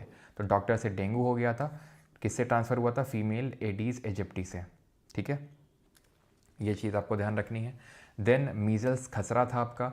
देन इन्फ्लुएंजा देखा हमने। स्वाइन फ्लू, अच्छा स्वाइन फ्लू किसकी वजह से होता है? तो स्वाइन फ्लू, स्वाइन का मतलब क्या होता है? स्वाइन फ्लू का मतलब होता है सुअर, ठीक है। तो क्या ये मैं नहीं बोल सकता हूँ कि सुअर से हो रहा है? तो ये जूनोटिक है, और ये इसका जो वायरस होता है वो H1N1 होता है, ध्यान रखना, ये H1N1 है, और ये जूनोटिक होगा। जूनोटिक क्यों होगा? क्योंकि ये ट्रांसफ़र हो रहा है फ्रॉम एनिमल्स टू ह्यूमंस, ठीक है। देन हेपेटाइटिस, जो A B C लिवर को अफेक्ट कर रहा था। रेबीज नर्वस सिस्टम को अफेक्ट कर रहा था। एड्स भी नर्वस सिस्टम को अफेक्ट करता है, हमारे इम्यून सिस्टम को कम कर देता है। बर्ड फ्लू है, बर्ड फ्लू ध्यान रखना है N1H5, ठीक है, ये होता है बर्ड फ्लू, तो ये भी जूनोटिक हुआ, ठीक है। देन आपका एंसेफेलाइटिस होता है, स्मॉल पॉक्स हो गया। स्मॉल पॉक्स के अलावा हमने आपका देखा था जो चिकन पॉक्स होता है। मम्स, जो गलसुआ होता है, जहाँ पे जो आपके पैरोटिड ग्लैंड्स होते हैं वो सूज जाते हैं, तो आपका जो गला फूला फूला सा होता है। पोलियो नर्वस सिस्टम को अफेक्ट करता है, और पोलियोमाइलिटिस वायरस की वजह से होता है ये, ठीक है, क्लियर है। देन एंसेफेलाइटिस की अगर बात करेंगे तो ये आपका इन्फ्लेमेशन हो जाता है ब्रेन में, ओके, एक सेकेंड रुको, ठीक है। तो ये क्या हो जाता है? इसमें इन्फ्लेमेशन हो जाता है ब्रेन में, इन्फ्लेमेशन इन ब्रेन या फिर इन्फ्लेमेशन ऑफ ब्रेन, ठीक है। और ये भी वायरल जो है वायरस की वजह से होता है। जैसे कि फॉर एग्जांपल हर्पीज सिम्प्लेक्स करके होता है, ये कभी पूछा नहीं है लेकिन फिर भी आप नोट कर लो, हर्पीज सिम्प्लेक्स, ठीक है। तो इसमें मेनली ब्रेन इफेक्ट होता है, बस ये ध्यान रखना है अफेक्टेड पार्ट कौन सा होता है, ब्रेन होता है और वायरल होता है, और वायरस पूछ लेगा तो हर्पीज सिम्प्लेक्स, ठीक है। खैर अभी आते हैं आपके जो बैक्टीरिया की वजह से डिजीज़ होती हैं, उसको हम इस तरीके से याद करते हैं। 2 गोल पोटैटो चिप्स दी, T से टेटनस हो गया, W से वोपिंग कफ, जिसको खाली खांसी या खसरा बोलते हैं, आपने देखा होगा बहुत लोग खांसते ही रहते हैं, खासकर छोटे बच्चों में ज़्यादा होता है ये वोपिंग कफ। गोनोरिया हो गया, लेप्रेसी, कुष्ठ रोग, अभी देखेंगे एक एक करके, pneumonia, typhoid, anthrax, tuberculosis, cholera, plague, syphilis और डिप्थेरिया। पहले हम देख लेते हैं, फिर से वापस आएंगे इस पर, ठीक है। सबसे पहले प्लेग है। प्लेग को ब्लैक डेथ भी बोलते हैं, बिकॉज इसमें जब डेथ होती है तो आदमी की जो बॉडी है वो काली पड़ जाती है। इसके लिए जो बैक्टीरिया रिस्पॉन्सिबल है वो आपका यर्सीनिया पेस्टिस है। यर्सीनिया पेस्टिस ये एक क्या है? ये बैक्टीरिया है जिसकी वजह से आपका प्लेग होता है, और इसकी वजह से ब्लैक डेथ होती है। 1897 से 1906 के बीच में लगभग 12 मिलियन यानी 1 करोड़ 20 लाख लोगों की डेथ हुई थी इंडिया में। 1 करोड़ 20 लाख लोगों की डेथ 1897 से लेके 1907 के बीच में, ठीक है। लेप्रेसी की बात करें, कुष्ठ रोग बोलते हैं, जहाँ पे पूरी स्किन इफेक्ट होती है। ये होती है मायोबैक्टीरियम लेप्रे की वजह से। Leprosy effect skin and is also known as Hansen's disease. इसको हैंसेंस डिजीज़ के नाम से भी जाना जाता है, ये चीज़ आप ध्यान रखिएगा। Cholera, cholera vibrio cholerae bacteria की वजह से होती है, और ये जनरली वाटर बॉर्न डिजीज़ होती है कि जब आप या तो पानी गंदा पिएंगे या खाना गंदा खाएंगे तो उस केस में कॉलरा होने के चांसेस रहते हैं। जनरली पानी से इफेक्ट होता है, इसी वजह से पानी जहाँ कहीं पे गंदा वगैरह आता है तो वहाँ पे लोगों को कॉलरा ज़्यादा होता है, कॉलरा होने के ज़्यादा चांसेस होते हैं। इसको ब्लू डेथ भी बोल देते हैं, क्योंकि अगेन जब इंसान की डेथ अगर इसमें होती है तो शरीर नीला पड़ जाता है, इसमें ब्लू पड़ जाता है हल्का हल्का, तो इसलिए इसको ब्लू डेथ बोल देते हैं, ठीक है। ब्लू डेथ इसको बोलते हैं, और प्लेग को ब्लैक डेथ बोलते हैं। पहले के टाइम पे जो प्लेग है, ठीक है, ये बहुत लोगों को अफेक्ट करता था।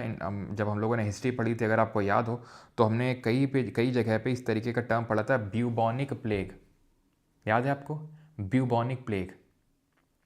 तो ब्यूबॉनिक प्लेग में जनरली होता है जैसे ये रोडेंट वगैरह होते हैं ना, जो चूहे वगैरह होते हैं, ठीक है, तो ये भी कई बार जूनोटिक हो जाती है, जहाँ पे आपकी एक तरीके से पूरा जो इम्यून सिस्टम है वो एकदम ख़त्म होने लगता है, और आपकी धीरे धीरे डेथ हो जाती है प्लेग में, जिसको ब्यूबॉनिक प्लेग भी बोलते हैं, ठीक है। और इसमें मोर्टालिटी रेट हाई रहता है, यानी कि इसमें मरने के चांस हाई रहते हैं। और जनरली आपका कब होता है? जनरली होता है आपका अगर किसी फ्ली ने, किसी ने बाइट कर लिया या फिर किसी रोडेंट ने बाइट कर लिया, तो ये है, ठीक है, ये इसके कॉजेज़ होते हैं। देन आते हैं ब्रोंकाइटिस में। ब्रोंकाइटिस, निमोनिया, टीबी और डिप्थेरिया, ये जो हम चारों डिजीज़ पढ़ने वाले हैं जो बैक्टीरिया की वजह से होती हैं, ये चारों रेस्पिरेटरी ट्रैक्ट को ही अफेक्ट करती हैं। जो हमारा रेस्पिरेटरी ट्रैक्ट है उसी को अफेक्ट करेंगे, ब्रोंकाइटिस भी, निमोनिया भी, टीबी भी और डिप्थेरिया भी। अब स्पेसिफिक पार्ट कौन सा है वो देखना है। जैसे पहले बात करते हैं ब्रोंकाइटिस की, तो ये बॉर्डेटेला और बॉर्डेटेला पर्ट्यूसिस की वजह से होती है। It causes inflammation of the lining of the bronchiole tubules. ये जो हमारी ब्रोंकियोल्स होती हैं, ये जो ब्रोंकियोल्स होती हैं, इनको अफेक्ट करता है कौन? ब्रोंकाइटिस। ठीक। निमोनिया में क्या होता है? स्टेप्टोकोकस निमोनिया, ये आपका बैक्टीरिया होता है और इसमें होता क्या है, जो एल्वियोलाई होते हैं, एल्वियोलाई क्या होते हैं? जहाँ पे एक्सचेंज ऑफ गैस होता है। तो जब हम सांस लेते हैं, हमने रेस्पिरेटरी ट्रैक्ट पूरा पूरा पढ़ा था कि जब हम सांस लेते हैं तो नाक से फैरिंग्स के बाद ट्रैकिया के बाद ब्रोंकस के बाद आपका वो ब्रोंकस फर्दर उनके एंड्स में अटैच्ड होते हैं सैक लाइक स्ट्रक्चर, गुब्बारे लाइक का स्ट्रक्चर, जिसको बोलते हैं एल्वेलाई, जहाँ पे एक्सचेंज ऑफ गैसेज होता है ना। पिछली 2 क्लासेस में हमने पढ़ा है। तो ये एल्वेलाई में क्या होता है, ये जब बैक्टीरिया जाता है तो WBCs एक्टिवेट होती हैं इसको मारने के लिए, और मारने के टाइम जो सेल्स मरती रहती हैं, ठीक है, और उसका जो रिस्पॉन्स होता है उसकी वजह से क्या होता है, यहाँ पर फ्लूइड भर जाता है। जो एल्वेलाई होते हैं वहाँ पर फ्लूइड भर जाता है, जिसकी वजह से सांस लेने में प्रॉब्लम होने लगती है, उसको बोलते हैं निमोनिया, जहाँ पे एल्वेलाई में फ्लूइड भर जाता है आपका।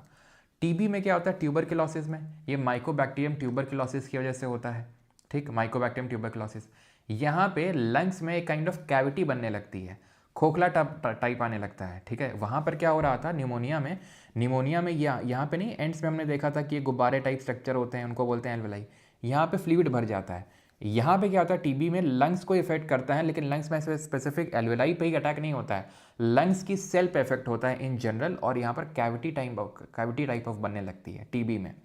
ठीक है, तो टीबी ध्यान रखना है, ट्यूबरक्लोसिस ब्रोंकाइटिस इसका पूरा नाम है, ट्यूबरक्लोसिस ब्रोंकाइटिस, यानी ब्रोंकाइटिस का बड़ा भाई है। ब्रोंकाइटिस सिर्फ ब्रोंकाइज को इफेक्ट कर रहा है, और अगर ये और अंदर जाएगा, लंग्स को इफेक्ट करेगा, सेल्स उनको इफेक्ट करेगा, तो ट्यूबरक्लोसिस ब्रोंकाइटिस होगा वो।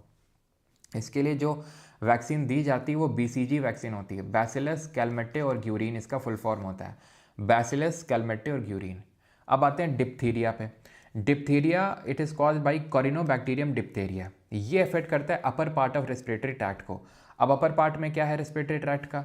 जो ये अपर पार्ट ऑफ ट्रैकिया है, जो अपर पार्ट ऑफ ट्रैकिया है, फेरिंग्स के बाद जो शुरू, तो फेरिंग्स हो गया, अपर पार्ट ऑफ ट्रैकिया हो गया, इसको अफेक्ट करता है। तो mucus membrane of nose and throat, throat का मतलब गले का मतलब वही है आपका। आपको पता है कि सबसे पहले तो आपकी नोज़ है, देन यहाँ पे फेरिंग्स है, देन यहाँ पे वॉइस बॉक्स आता है, लैरिंग्स है, देन उसके बाद आपका ट्रैकिया है। तो मेनली फेरिंग्स, लैरिंग्स और जो अपर वाला हिस्सा है, अपर हो सकता है कि आपका ये भी इफेक्ट हो जाए जो ट्रैकिया है, तो वो होता है डिप्थेरिया। अगर हम अंदर जाते हैं, यहाँ ब्रोंकाइटिस, ये जो ब्रोंकियोल्स होते हैं, ठीक है, जो ब्रोंकाइटिस होते हैं ये इफेक्ट हो सकते हैं, तो हमने देखा तो ब्रोंकाइटिस है। देन अगर और अंदर जाएंगे तो अगर एल्वेलाई अफेक्टेड है तो निमोनिया है, और इन जनरल अगर लंग की सेल्स में कैविटी क्रिएट हो रही है तो वो टीबी है। और अगर ये अपर रेस्पिरेटरी ट्रैक्ट है, यानी कि नोज और थ्रोट वाला गला वाला जो एरिया है, इसको बोलते हैं डिप्थीरिया।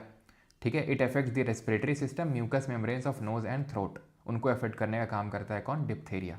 ठीक है, अभी आते हैं डायरिया। तो डायरिया सबको पता है, पेट खराब हो जाना।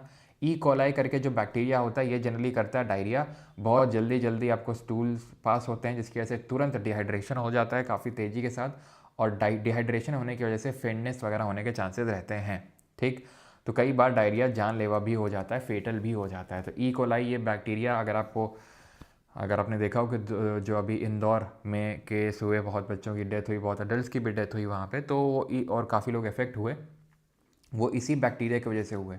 यही बैक्टीरिया था पानी में जो लोगों के यहाँ पे पेट में गया, आंतों में गया, और उसने इफेक्ट किया, डायरिया करवाया। ठीक है, टाइफॉइड की बात करेंगे तो सैल्मोनेला टाइफाई रिस्पॉन्सिबल होता है इसके लिए, और ये स्मॉल इंटेस्टाइन मेनली हमारे गट को इफेक्ट करता है। इसके लिए जो टेस्ट होता है वो होता है विडाल टेस्ट। टाइफॉइड भी ध्यान रखना अफेक्टेड, ठीक है, कंटामिनेटेड फूड एंड वाटर की वजह से होता है ये। ठीक है, कंटामिनेटेड फूड एंड वाटर की वजह से होता है टाइफॉइड। ठीक है, and it is caused by Salmonella typhi. ये जो क्या होता है आपका बैक्टीरिया होता है, और ये किसको अफेक्ट करता है? जो आपकी छोटी आंत होती है, स्मॉल इंटेस्टाइन मेनली जो गट है, उसको अफेक्ट करता है ये। ठीक है, एंड इसको जो डिटेक्ट करने के लिए जो टेस्ट होता है that is Widal test. Peptic ulcers पे आते हैं अभी। जो पेप्टिक अल्सर है ये कॉज होता है by Helicobacter pylori. Helicobacter pylori की वजह से होता है आपका पेप्टिक अल्सर। ये पता है कब होता है? हम लोगों ने डाइजेस्टिव सिस्टम जब पढ़ रहे थे तो मैंने आपको बताया था, ईसोफेगस से जब हमारा खाना आता है तो जो जे शेप का ऑर्गन होता है, यानी कि जो हमारा स्टमक होता है, पेट होता है, तो यहाँ पर एक एसिड रिलीज होता है HCl। ये बहुत ज़्यादा एसिडिक होता है। जो गैस्ट्रिक जूस होता है उसका हमारा जो pH वैल्यू होता है वो 1.6 होता है। अब ये जो हमारा स्टमक होता है ये इतना सॉफ्ट होता है, डेलिकेट होता है कि अगर इसको प्रोटेक्ट नहीं किया जाएगा तो इतना ज़्यादा कोरोसिव नेचर का, इतना कम pH है कि वो हमारी लाइनिंग को डिस्ट्रॉय कर देगा, स्टमक को ख़राब कर देगा। तो इसीलिए यहाँ पर आपको पता है कि एक म्यूकस की मेम्ब्रेन होती है, ठीक है, म्यूकस श्लेष्मा झिल्ली होती है जो इसकी इनर डेलिकेट लाइनिंग को प्रोटेक्ट करने का काम करती है। ये जब बैक्टीरिया आता है तो इसको ये खाने लगता है, ये इफेक्ट कर देता है, जिसकी वजह से होता है क्या है कि जो गैस्ट्रिक जूस है, मेनली जो HCl है, ये हमारे पेट को अफेक्ट करता है और छाले हो जाते हैं। क्योंकि आपको मैंने पहले ही बताया था ये HCl जैसे pH वैल्यू 1.6 है, कोरोसिव नेचर के होते हैं। बताया था ना मैंने कि काफ़ी ऐसे सिरफरे आशिक होते हैं, एसिड अटैक वगैरह सब याद है, तो किस तरीके से अफेक्ट करता है वो स्किन को, तो ये तो उससे भी ज़्यादा डेलिकेट है। तो यहाँ पर अल्सर्स हो जाते हैं, छाले हो जाते हैं, उन्हीं को बोलते हैं पेप्टिक अल्सर्स, पेट के अल्सर, ठीक। एक्ने, मुहासे जो होते हैं वो भी एक बैक्टीरिया होता है जो है स्टेफिलोकोकस बैक्टीरिया।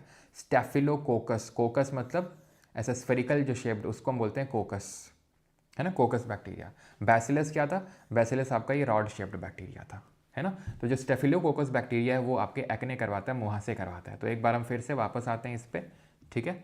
चलो, तो टेटनस, टेटनस नहीं देखा था ना हम लोगों ने, टेटनस था ही नहीं था यहाँ पे, होना तो चाहिए था, खैर कोई नहीं, आई थिंक आगे होगा। लेकिन टेटनस आपको पता होना चाहिए, टेटनस जो है ये हमारे नर्वस सिस्टम को अफेक्ट करता है, ठीक है। नर्वस सिस्टम यानी कि जो तंत्रिका तंत्र है उसको अफेक्ट करता है आपका ये, ओके। नर्वस सिस्टम, टेटनस का कैसे हो सकता है, तो आपने देखा है कि भाई अगर कहीं पे जंग लगा, अगर कुछ मेटल है जैसे लोहा वगैरह है, तो उससे अगर कट जाता है तो तुरंत एडवाइस किया जाता है कि उसको पानी से धुल लेना चाहिए, टेटनस का इंजेक्शन लगवा लेना चाहिए। नहीं तो जो हाल रेबीज़ में होता है ना, वही हाल इसमें भी होता है, टेटनस में भी। ये भी आपका हाइड्रोफोबिया वगैरह करवाता है, ठीक है। बस अंतर ये है कि रेबीज़ आपका वायरल है, ठीक है, वायरस की वजह से होता है, और ये आपका बैक्टीरिया है जिसका नाम है क्लॉस्ट्रीडियम टेटनी, क्लॉस्ट्रीडियम टेटनी, ठीक है। तो कहीं कुछ इनफैक्ट कहीं पे भी हो सकता है, मिट्टी वगैरह में भी। तो अगर आपको कहीं पे पैर वगैरह में कटा वटा है, इन्फेक्शन है, तो चप्पल पहन के ही, जूते चप्पल पहन के ही वॉक करना चाहिए। तन नंगे पाँव आपको नहीं चलना चाहिए, खासकर मिट्टी वगैरह में, अगर आपका कुछ अफेक्टेड पार्ट है तो, क्योंकि अफेक्टेड पार्ट के थ्रू एंटर कर जाता है बॉडी में, ठीक है, सॉइल से, डस्ट से, ठीक है, इन सब से वो हो जाता है। बाकी अगर कहीं पे कट हो जाता है, कट लग जाता है अगर कोई इस तरीके से, और यहाँ पे ध्यान रखना है क्योंकि नर्वस सिस्टम इफेक्ट होता है तो इसमें लॉक्ड जॉ भी बोलते हैं, लॉक जॉ, लॉक जॉ ये सिम्टम है। लॉक जॉ सिम्टम का मतलब ये है कि आपका जबड़ा ऐसा लगेगा किसी ने लॉक कर दिया है, खुल नहीं रहा आपका जबड़ा, ऐसा लगेगा किसी ने जबड़ा बड़ी जोर का जकड़ रखा है, स्टिफनेस आ जाती है आपके जॉ में, ध्यान रखना है, ठीक है। तो ये वैसे प्रिवेंटेबल है अगर करंट सही टाइम पे वैक्सीनेशन, अगर इस पहली बात तो वैक्सीनेशन होता है टेटनस का, टेटनस का वैक्सीनेशन होता है, ठीक है। आपका जब लगा होगा वैक्सीन वगैरह छोटे में तो टेटनस का भी इंजेक्शन उसमें लगता है, लेकिन ये कहा जाता है कि बड़े होने के बाद भी 1-2 बार लगवा लेना चाहिए टेटनस का इंजेक्शन। अगर आपने इंजेक्शन लगवा लिया तो आपके इफेक्ट होने के चांस कम हो जाते हैं या फिर ना के बराबर हो जाते हैं। फिर अगर आपके कुछ अफेक्टेड पार्ट भी और उसके थ्रू अगर ये क्लॉस्ट्रीडियम टेटनी घुस भी गया तो भी ज़्यादा कुछ आपका बिगाड़ नहीं पाएगा, ठीक है। तो टेटनस के साथ ये होता है, अगर आपको सही टाइम पे अगर आपने वैक्सीनेशन पहले लिया है, और बोला जाता है कि अडल्टेशन में भी 1-2 बार ले लेना चाहिए इसका जो वैक्सीनेशन है टेटनस का, ठीक है। तो ये चीज़ है। वूपिंग कफ हमने देखा है, वूपिंग कफ क्या होता है, इसको काली खांसी बोलते हैं, बहुत जोर की खांसी आती है, आपने देखा होगा, है ना, बहुत खांसते हैं और जो नहीं ऐसे करके ऐसे फिर सांस लेते हैं तो फिर, है ना, तो वही वूपिंग कफ होता है वो, ठीक है।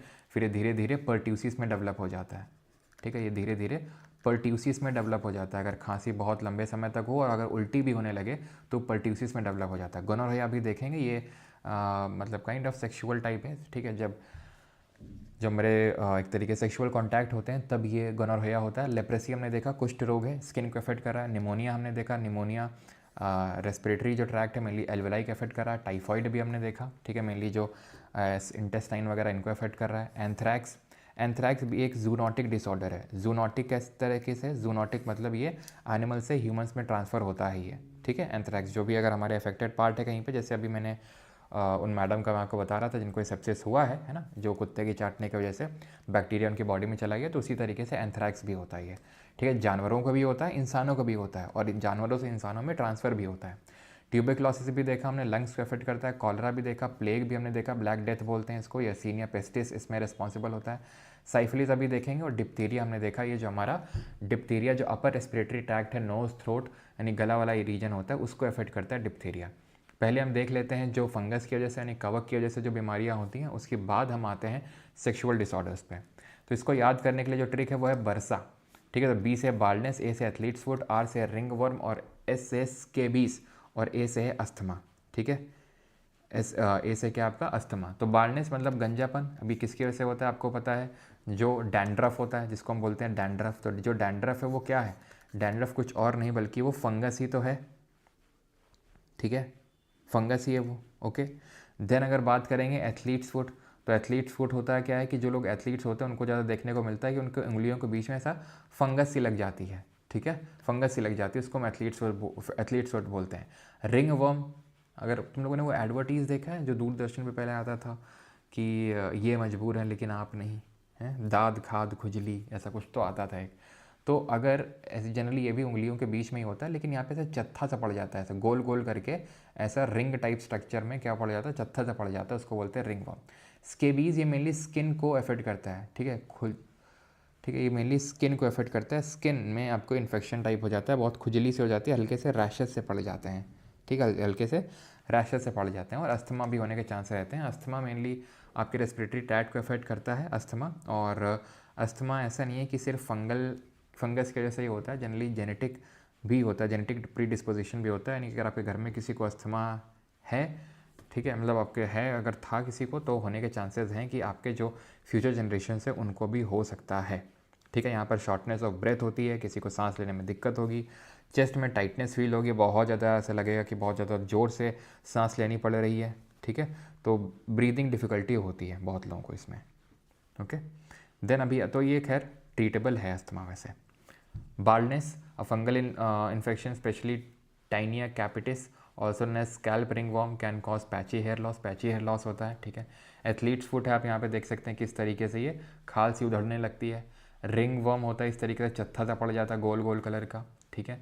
देन अस्थमा की अगर बात करेंगे तो asthma fungal exposure can be significant trigger और कॉन्ट्रीब्यूटेड टू अस्थमा सिम्टम्स, दो इट इज़ नॉट दी, हम ये नहीं बोल सकते हैं कि फंगस ऐसा एक्सपोजर होगा तभी अस्थमा होगा, नॉर्मली भी आपका प्री डिस्पोजिशन होता है कई लोगों का जेनेटिक्स की वजह से, ठीक है। अगर फैमिली हिस्ट्री रही है तो रिस्क ज़्यादा होता है, लेकिन अगर आपको एक्सपोजर हो जाएगा एनवायरनमेंट में टू फंगल, पोल्यूशन हो गया है ना पोल्यूशन हो गया, या फिर आपकी बहुत ज़्यादा जो स्मोक अगर कोई करता है तो उनको ट्रिगर कर जाता है तुरंत, ठीक है, उनको ट्रिगर होने के चांसेस रहते हैं। स्केबीज, तो सरकैप्टिस स्केबी नाम का जो ये माइक्रोस्कोपिक माइट है, ये अपने एग्स वगैरह ले करता है आपकी स्किन पे, ठीक है, या फिर अपना काइंड ऑफ वेस्ट निकालता है आपकी स्किन पे, तो वहाँ से होता है scabies. This mite burrows into the skin where it lays eggs that hatch into adult mites, this mite can cause an itchy rash. तो ये स्किन को अफेक्ट करता है, फंगस की वजह से होता है। प्रोटोजोआ पे आते हैं। प्रोटोजोआ को याद करने की जो ट्रिक है वो है मास्क। मास्क, माँ से मलेरिया, एस से स्लीपिंग सिकनेस, और के से आपका काला आजार, तीन ही याद रखने हैं। मास्क, मलेरिया, स्लीपिंग सिकनेस और काला आजार। मलेरिया आपको पता है कि हमने पहले देखा था जब एसेक्सुअल रिप्रोडक्शन पढ़ रहे थे कि प्लाज्मोडियम ये एसेक्सुअल रिप्रोडक्शन करता है। किस तरीके का एसेक्सुअल रिप्रोडक्शन करता है जरा बताइए। तो ये जो प्लाज्मोडियम है इसको मलेरियल पैरासाइट बोलते हैं, क्योंकि मलेरिया इसी की वजह से ही होता है। और प्लाज्मोडियम की जब हम बात करते हैं तो ये मल्टीपल फिजन करता है। क्या करता है? मल्टीपल फिजन, ठीक। कैरियर कौन होता है? फीमेल एनोफिलीज मस्कीटो कैरियर होता है इसमें। फीमेल एडीज एजिप्टी किस में होता है? डेंगी में होता है कैरियर, ठीक है। मलेरिया में फीमेल एनोफिलीज मस्कीटो। ट्रीटमेंट की अगर बात करेंगे तो क्विनाइन नाम की दवा होती है, जो कि सिंचोना की जो पेड़ होता है उसकी छाल से बनाई जाती है, क्विनाइन नाम की दवा। इसमें सिर्फ यही पूछेगा कैरियर कौन होता है इसमें, तो यानी कि कैरियर का मतलब है कि वेक्टर कौन है, ठीक है। तो वेक्टर की जब हम बात करते हैं तो वेक्टर आपका इसमें कौन होता है? Female anopheles. और डेंगू और चिकनगुनिया भी ध्यान रखना, डेंगू की तरह वायरस की वजह से होता है और उसमें भी कैरियर फीमेल एडीज एजिप्टी ही होता है, ठीक है। ये चीज़ आपको ध्यान रखना है। तो अगर अफेक्टेड पर्सन को बाइट करके जो मच्छर है वो नॉन अफेक्टेड पर्सन को बाइट करेगा तो वो उसको भी अफेक्ट कर देगा, ठीक है। क्लियर है? इसमें जनरली वही फीवर आना, हेडेक होना, वॉमिटिंग होना, मसल पेन होना, ये सब बहुत कॉमन इसके इनिशियल सिम्टम्स आपको देखने को मिलते हैं, ठीक है, और जनरली बच्चों में ज़्यादा चांसेस होते हैं। खैर, अभी हम आते हैं यहाँ पे स्लीपिंग सिकनेस पे। ठीक है, स्लीपिंग सिकनेस की अगर बात करेंगे तो इसमें जो प्रोटोजोआ होता है दैट इज़ योर ट्रिपैनोसोमा। याद रखना बड़ा आसान है, सोमा, सोमा, सो जा। ठीक है, सो जा मतलब सो जा, स्लीपिंग। ठीक है, क्लियर है। तो ट्रिपैनोसोमा, वैसे अगर स्पेसिफिकली बात करूँ तो ट्रिपैनोसोमा ब्रूसी करके ये पूरा नाम होता है प्रोटोजोआ को, लेकिन आपको सिर्फ ट्रिपैनोसोमा याद रखना है। इसमें कैरियर कौन होता है? कैरियर होता है इसमें सेसे फ्लाइस। कौन? सेसे फ्लाइस। ओके, और ये फेटल होता है। फेटल मतलब लोग की जान चली जाने के चांसेस ज़्यादा रहते हैं अगर सही टाइम पे ट्रीट ना किया गया। इनिशियली फीवर हेडेक से शुरू होगा, स्लीप डिस्ट्रप्शंस होते हैं यानी कि नींद नहीं आएगी, इसीलिए इसको स्लीपिंग सिकनेस भी बोलते हैं। और धीरे धीरे इंसान कोमा में भी जा सकता है, इसमें कोमा में जाके मर भी सकता है। ठीक है, इसकी अगर बात करेंगे स्लीपिंग सिकनेस की तो ठीक। देन आते हैं काला आज़ार पे। तो काला आज़ार में क्या होता है कि जो छोटे बच्चों को मेनली अफेक्ट करता है, सब सहारन कंट्रीज़ में ज़्यादा होता है।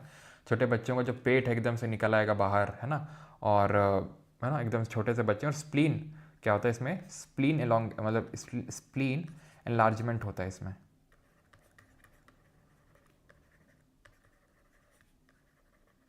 प्रोटोजोआ होता है लेशमैनिया।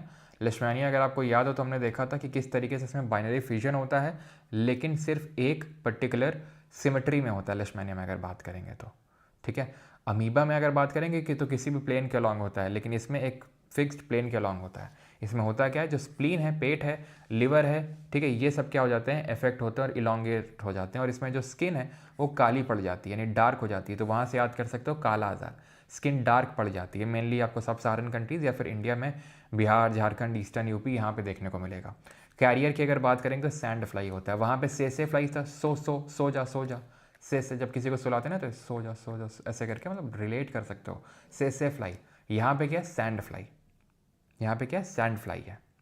ठीक है,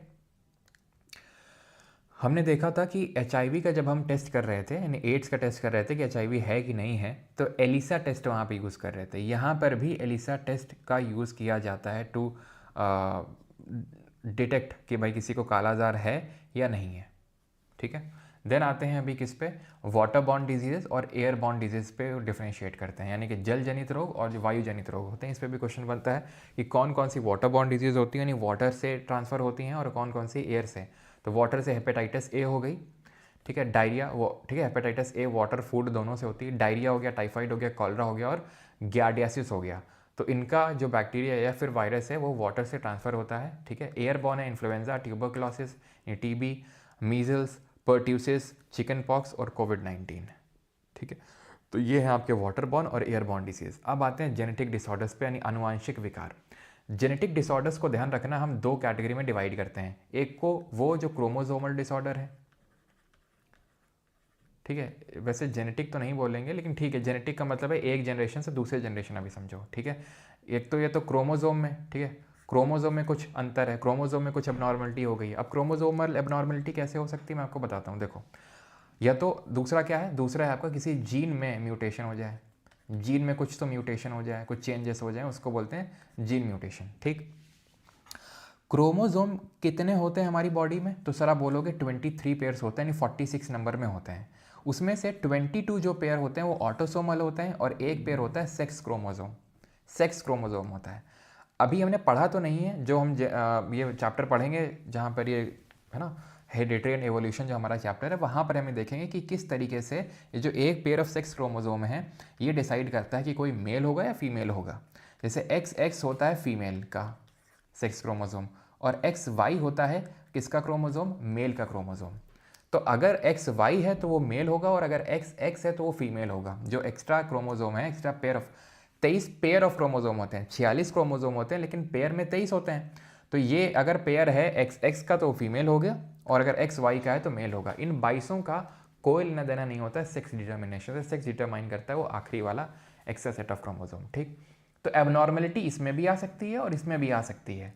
ठीक है, तो ठीक है, तो क्रोमोसोम में डिसऑर्डर आ रहा है तो या तो ऑटोसोमल में हो सकता है या सेक्स क्रोमोसोम में हो सकता है। ऑटोसोमल समझ रहे हो, जो 22 पेयर्स हैं उनमें में किसी में एक में, और सेक्स पेयर में जो XY वाला है, XX वाला है, उसमें अगर कोई दिक्कत है तो।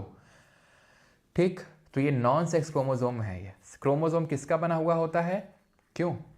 क्रोमोसोम किसका बना हुआ होता है? तो हमें पता है कि जो हमारा ये सेल होता है उसके अंदर न्यूक्लियस है, और न्यूक्लियस के अंदर इस तरीके के धागेनुमा संरचना देखने को मिलती है जिसको हम बोलते हैं क्रोमैटिन मटीरियल।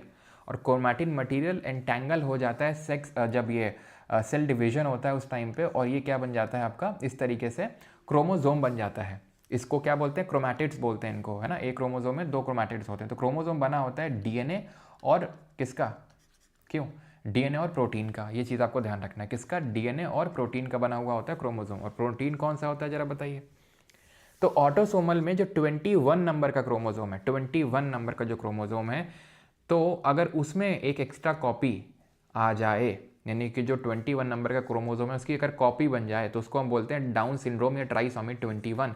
क्योंकि 21 नंबर के क्रोमोसोम में कुछ तो म्यूटेशन, कुछ तो चेंजेस हुए हैं, इस वजह से वो सिंड्रोम हुआ है, इसलिए इसको बोल रहे हैं trisomy 21, also known as Down syndrome.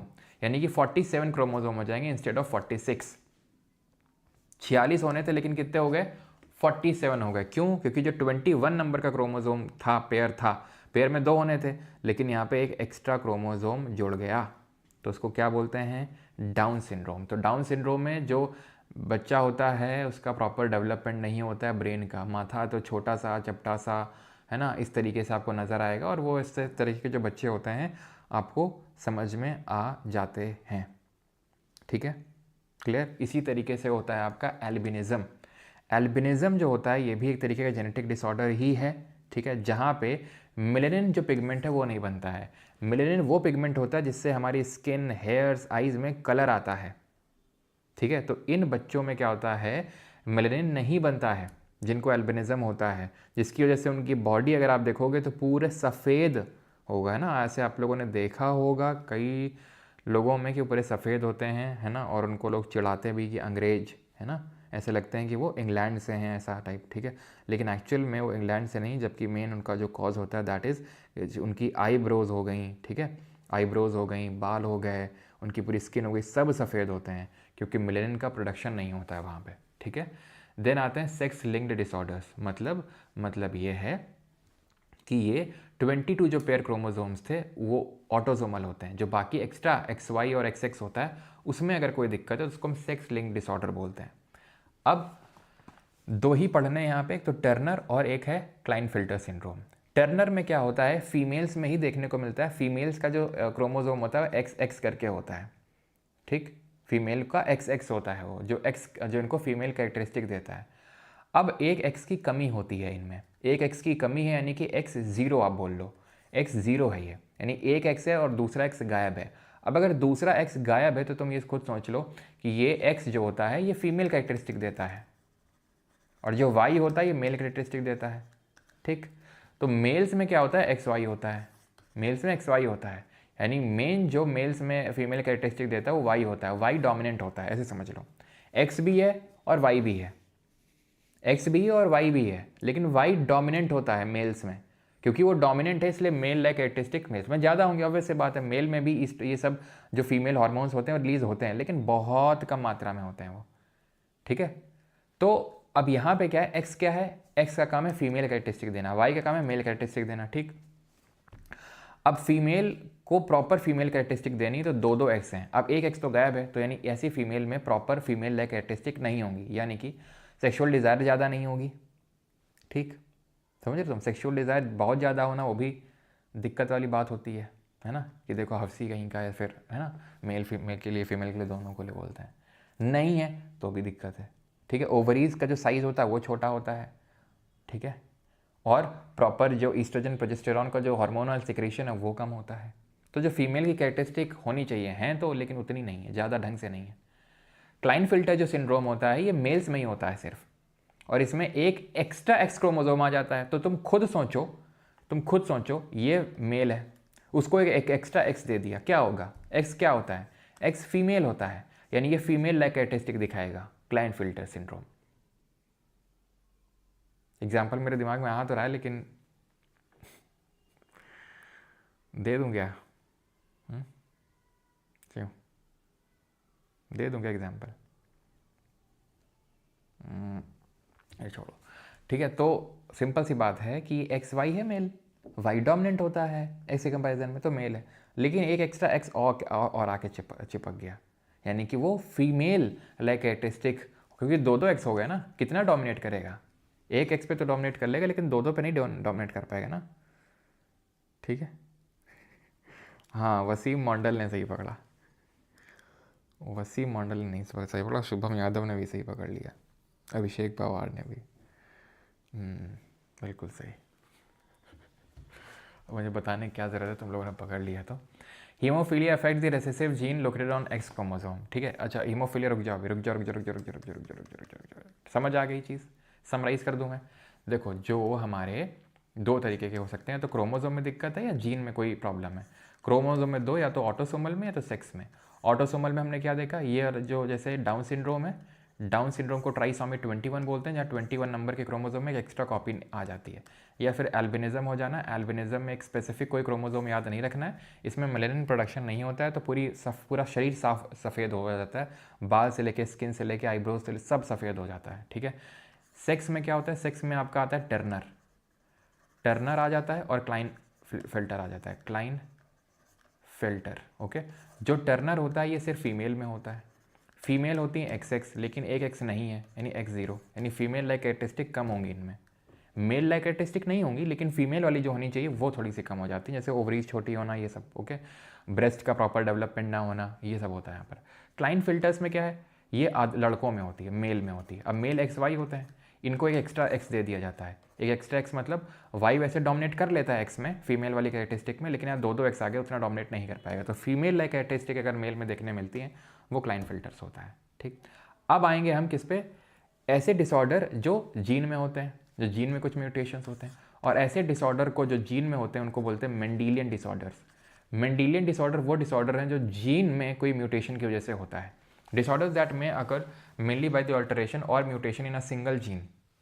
Single gene है, ध्यान रखना, पॉलीजेनिक नहीं है, मोनोजेनिक है। पॉलीजेनिक भी होता है, जैसे कि कल मैंने आपको कोरोनरी आर्टरी डिजीज़ बताया था कि जो हार्ट तक हमारे ब्लड लेके आती है आर्टरी को, उसको बोलते हैं कोरोनरी आर्टरी, जो हार्ट को ब्लड सप्लाई करती है। तो मैंने बताया था एक कॉज होता है जेनेटिक रीज़न होता है कि जेनेटिक कारणों की वजह से भी कोरोनरी आर्टरी पतली हो सकती है और हार्ट अटैक आने के चांसेस बढ़ सकते हैं, वो पॉलीजेनिक होता है। पॉलीजेनिक का मतलब उसमें मल्टीपल जीन इन्वॉल्व होती हैं, वो करने में रिस्पॉन्सिबल होती हैं उसमें। बट ये जो हम पढ़ने वाले हैं ये सिर्फ मोनोजेनिक है, यानी सिंगल जीन इफेक्ट होता है इनमें, जैसे single cell anaemia, thalassaemia, colour blindness, haemophilia. तो ये जो पीछे लिखा हुआ है ना, ये हीमोफीलिया के बारे में लिखा हुआ है, जो यहाँ पे है कि haemophilia is affects the recessive gene located on X chromosome, it is a rare disorder in which blood does not clot. तो ये इससे लिंक्ड नहीं है, ये इससे लिंक्ड है। ठीक है, यहाँ पे तो हीमोफीलिया में क्या होता है, ब्लड क्लॉट नहीं करता है। हीमोफीलिया में अगर आपको कुछ हो गया तो ब्लड क्लॉट नहीं होता, खून का थक्का नहीं जमता है, जैसे इसको हम ना रॉयल डिजीज़ भी कुछ तो ऐसा बोलते हैं, रॉयल डिजीज़ ऐसा करके कुछ तो, क्योंकि ये जो डिजीज़ है ये ब्रिटेन की जो महारानी थी क्वीन विक्टोरिया, ठीक, क्वीन विक्टोरिया को ये था, तो क्वीन विक्टोरिया को था। और ये जनरली क्या होता है, ये फीमेल जिसको होता है ये अपने आगे जनरेशन को बड़ी जल्दी जल्दी पास ऑन करती है, और अगली जनरेशन के मेल्स को पास होने के ज़्यादा चांसेस रहते हैं इसमें, कि अगले जनरेशन के जो मेल हैं उनको पास ऑन। तो इसी वजह से जो क्वीन विक्टोरिया और उनका जो पूरा लीनियज है उनमें आपको हीमोफीलिया देखने को मिलेगा, तो इसीलिए वहीं से इसका नाम रॉयल डिजीज़ रख दिया गया, क्योंकि क्वीन विक्टोरिया को था ये। ठीक है, हीमोफीलिया। तो सिकल सेल एनीमिया, ठीक है, तो सिंपल सी बात है, हम ये क्या पढ़ रहे हैं, हम वो डिसऑर्डर्स पढ़ रहे हैं जो एक जनरेशन से दूसरी जनरेशन में ट्रांसफ़र होते हैं। ठीक है, एक जनरेशन से दूसरी जनरेशन में ट्रांसफ़र होते हैं, वो हम पढ़ रहे हैं यहाँ पे। ठीक है, तो ऑब्वियस सी बात है ट्रांसफ़र तो होंगे। सिकल सेल एनीमिया में क्या होता है, अब हम देखो अनीमिया क्या होता है, RBCs का प्रोडक्शन ढंग से ना होना, इस कॉल्ड एज अनीमिया, कम है RBC का काउंट। RBC कैसे शेप के होती हैं, तो RBC का जो शेप होता है वो कैसा होता है, बाई कॉनकेव डिस्क शेप का होता है यहाँ पे। ठीक है, बाई कॉनकेव डिस्क शेप होता है RBCs का। अब अगर ये शेप डिस्टॉर्ट हो जाए, सिकल, यानी कि सिकल का मतलब क्या होता है, हंसिया, यानी कि हंसिया ऐसा होता है, ऐसा नहीं होता है, ठीक है, लौकी जैसा, लेकिन ऐसा होता है ना, ऐसा तो होता है हंसिया। ठीक है, तो इस शेप का कुछ तो मतलब हो जाता है, थोड़ा सा ऐसा सिकल शेप हो जाता है उसमें, तो सिकल सेल एनीमिया बोलते हैं उसको। ठीक है, थैलेसीमिया होता है आपका, कलर ब्लाइंडनेस में कलर्स को डिस्टिंक्टिवली बता पाना काफ़ी मुश्किल होता है, काफ़ी लोगों ने ये देखा भी होगा।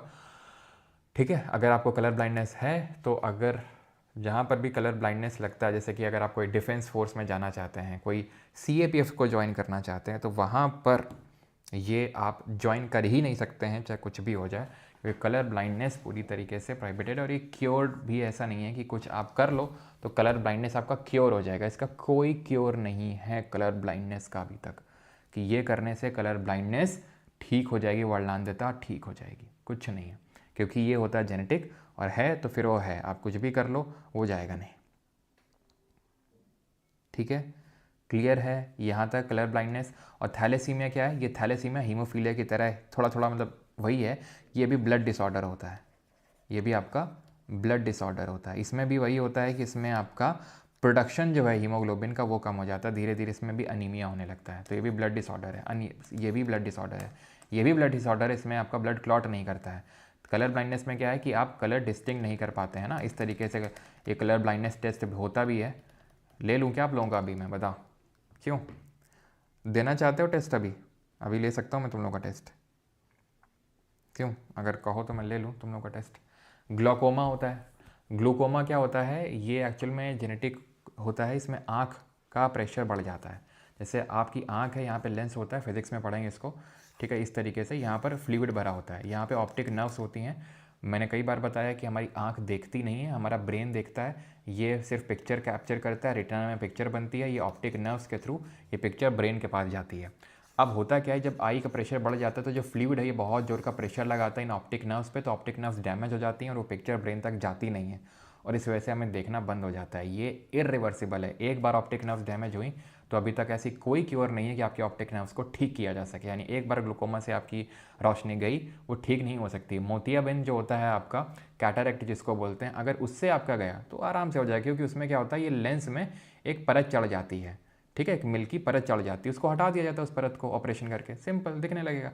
ये ऑप्टिक नर्व्स का अगर डैमेज हुआ, जो कि फ्लूइड प्रेशर बढ़ने की वजह से होता है, वो इरिवर्सिबल है, वो कभी ठीक हो ही नहीं सकता है। ग्लोकोमा में जनरली पेरिफेरल विजन लॉस होता है। पेरिफेरल विजन लॉस का मतलब है पहले आपका किनारे का विजन जाएगा, फिर धीरे धीरे वो सेंटर की ओर आएगा, ठीक है।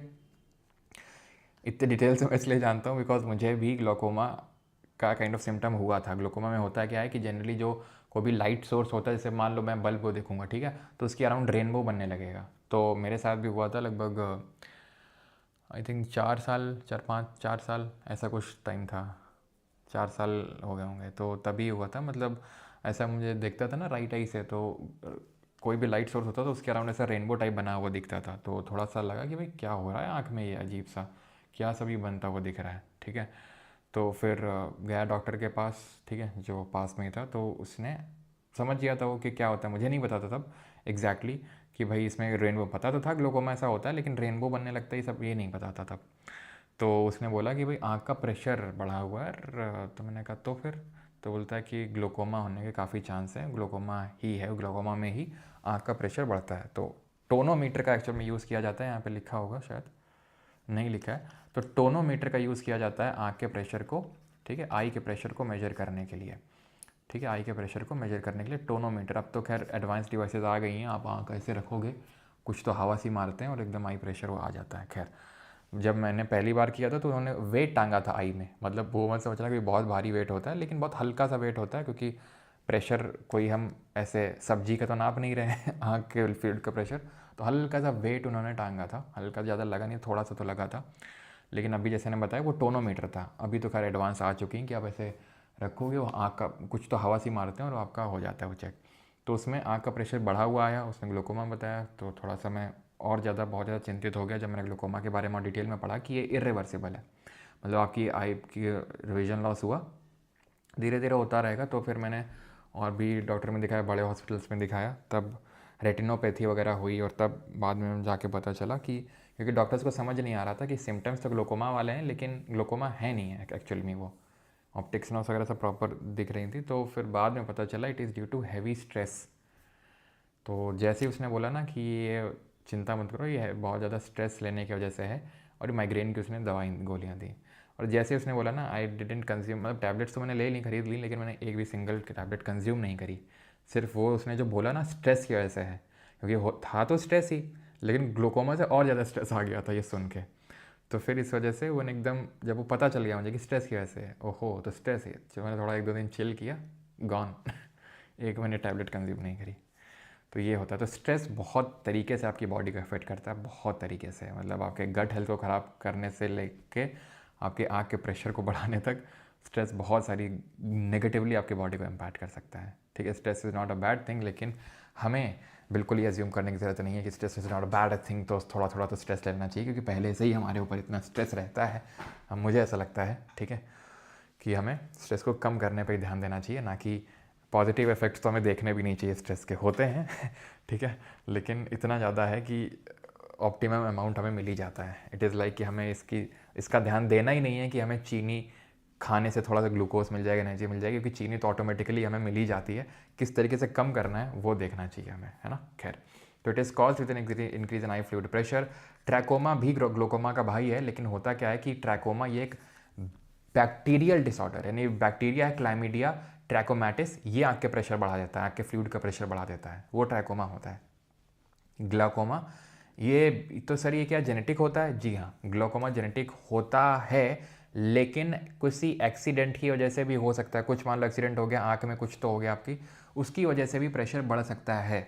ध्यान रखना, ग्लाकोमा की बात बता रहा हूँ, लेकिन जनरली ये जेनेटिक होता है। होता ये है कि जो आपकी आँख में जहाँ से ये हमें एकदम, क्योंकि पिक्चर तो बनी नहीं है, लेकिन यहाँ पर ऐसा छेद सा होता है, वहाँ से प्रेशर वो निकलता है फ्लूइड, तो वो छेद जनरली छोटा होता है, तो प्रेशर बहुत ज़्यादा बढ़ जाता है वो छोटा होने की वजह से। तो फिर ऑपरेशन से क्या किया जाता है, इस छेद को बड़ा किया जाता है, उस छेद को थोड़ा सा और बड़ा किया जाता है। ठीक है, तो जनरली वो जेनेटिक ही होता है। ठीक है, क्योंकि आपके फादर अगर मदर को भी किसी को होगा। डिजीज़ की अगर बात करें तो इनको 3 कैटेगरी में डिवाइड करते हैं, पैंडेमिक, एपिडेमिक और एंडेमिक। अच्छा, नाइट ब्लाइंड, ओ ठीक है, कलर ब्लाइंडनेस वाला टेस्ट मैं अभी आपको करवाता हूँ। ठीक है, तो पैंडेमिक होता है sudden increase in cases across several countries continents of the world, यानी कि जैसे कि कोविड-19 पहले चाइना तक सीमित था, तो वो एंडेमिक था। ठीक है, diseases that are constantly present in a population और region which are with relatively low speed. ठीक है, फिर वो एपिडेमिक बना, sudden increase in case spreading from through a large population. पहले वुहान में था, वुहान में कुछ लोगों का हुआ, फिर एकदम से चाइना में फैला, एपिडेमिक बन गया, फिर पूरे वर्ल्ड में फैल गया, पैंडेमिक बन गया। तो एंडेमिक छोटे से रीजन में बहुत ही स्लोली स्प्रेड हो रहा है, एपिडेमिक बहुत लार्ज पॉपुलेशन में एकदम से इंक्रीज हुआ, पैंडेमिक पूरे वर्ल्ड में फैल गया। जैसे एग्जाम्पल हमारा वही serious acute respiratory syndrome CoV है ना, SARS-CoV-2 यानी कि कोविड-19।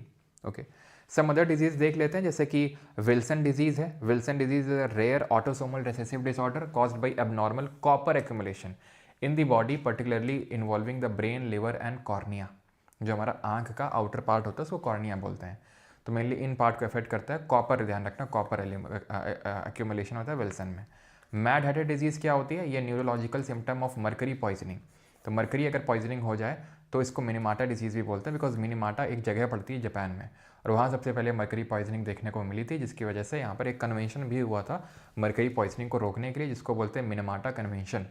Okay, cirrhosis, it is cause due to excessive deposition of iron in our body tissues. अगर हमारे शरीर के ऊतकों में बहुत ज़्यादा आयरन का डिपोजिशन हो जाए, लोहे का अत्यधिक संचय हो जाए, उसको बोलते हैं सिरोसिस। इटाई क्या होता है? कैडमियम डिपोजिशन की वजह से जो होता है। और ब्लू बेबी नाइट्रेट डिपोजिशन, तो blue baby nitrate, itai cadmium, cirrhosis iron, mad hatter mercury, M से मैड हैटर, एम से मरकरी, और विल्सन है आपका कॉपर की वजह से। ठीक है, पटाऊ सिंड्रोम, ये वही क्रोमोजोमल है, ट्राइसोमी 13 इसको बोलते हैं, जेनेटिक डिसऑर्डर है cause by having an extra copy of chromosome 13। जैसे ट्राइसोमी 21 था आपका डाउन सिंड्रोम, वैसे ही पटाऊ सिंड्रोम है, 13th वाले नंबर क्रोमोजोम पे कुछ तो दिक्कत आ जाती है। क्यारकॉट मैरी टूथ डिजीज है, ये is cause by the duplication of the peripheral myelin protein 22 gene on chromosome number 17। तो क्रोमोजोम नंबर जो 17 है उसके जीन में अगर कुछ चेंजेस होते हैं तो ये आपका कैरकॉट मैरी टूथ डिजीज़ होता है। एक बार सवाल पूछा गया इसमें SSC में, ठीक है, आई थिंक पिछले से पिछले वाले में, इसलिए यहाँ पर ये भी रखा है। ठीक है, आई थिंक कुछ तो यहाँ पर मैंने छोड़ा था शायद, ये वाला चीज़। ठीक है, तो ये सेक्सुअली जो ट्रांसमिटेड डिजीज़ हैं वो ये हैं जो कि हम डिस्कस कर चुके हैं, एड्स है, वार्ड्स है, ठीक है, और बैक्टीरिया की वजह से होते हैं गोनोरहोया और साइफिलिस। ठीक है, इनमें होता क्या है, जैसे फॉर एग्जांपल एड्स तो हम समझ चुके हैं, ठीक है, कि एड्स में कैसा क्या होता है, बट इसमें क्या होता है, जैसे जो वार्ड्स होता है, इसमें जो ह्यूमन पैपिलोमा वायरस है HPV, उसकी वजह से होता है ये। इसमें क्या होता है, जो आपके स्किन होते हैं उसमें अजीब से चत्थे से या फिर छाले से पड़ने लगते हैं, उसको बोलते हैं वॉर्ट। ठीक है, गोनोरहोया में जो हमारे रिप्रोडक्टिव ट्रैक्ट है वो इफेक्ट होता है, रिप्रोडक्टिव ट्रैक्ट। मेल और फीमेल का जो रिप्रोडक्टिव पार्ट्स होते हैं वो इफेक्ट हो जाते हैं इसमें, ठीक है, जो जेनिटल ट्रैक्ट हम बोलते हैं। जनरली में सिम्टम जल्दी फल्दी देखने को मिलते नहीं हैं, ठीक है, तो जो वजाइना हो गया, एनस हो गया, ये सब में देखने को मिलता है। ओके, ठीक है, क्लियर।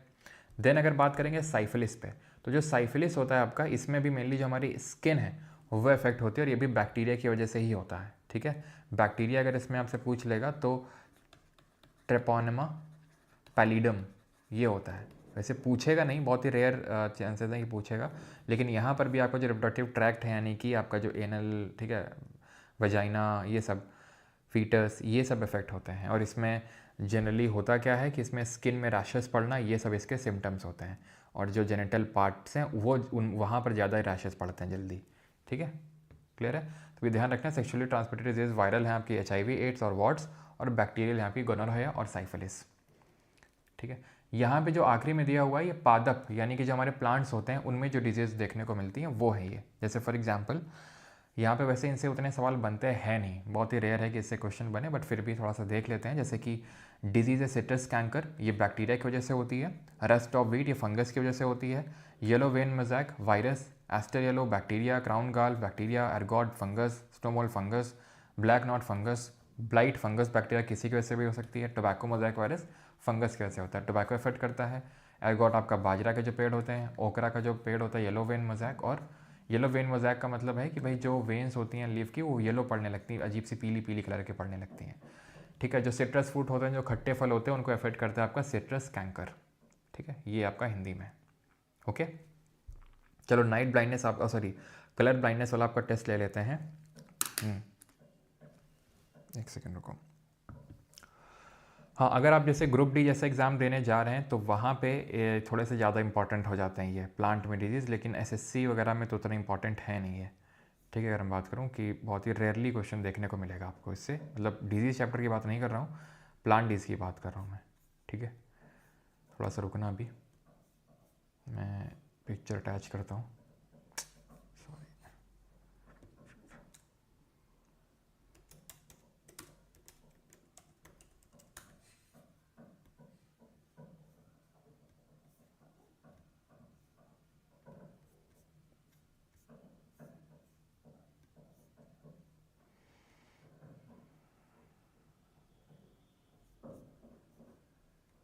स्क्रीन दिख रही है अभी आपको?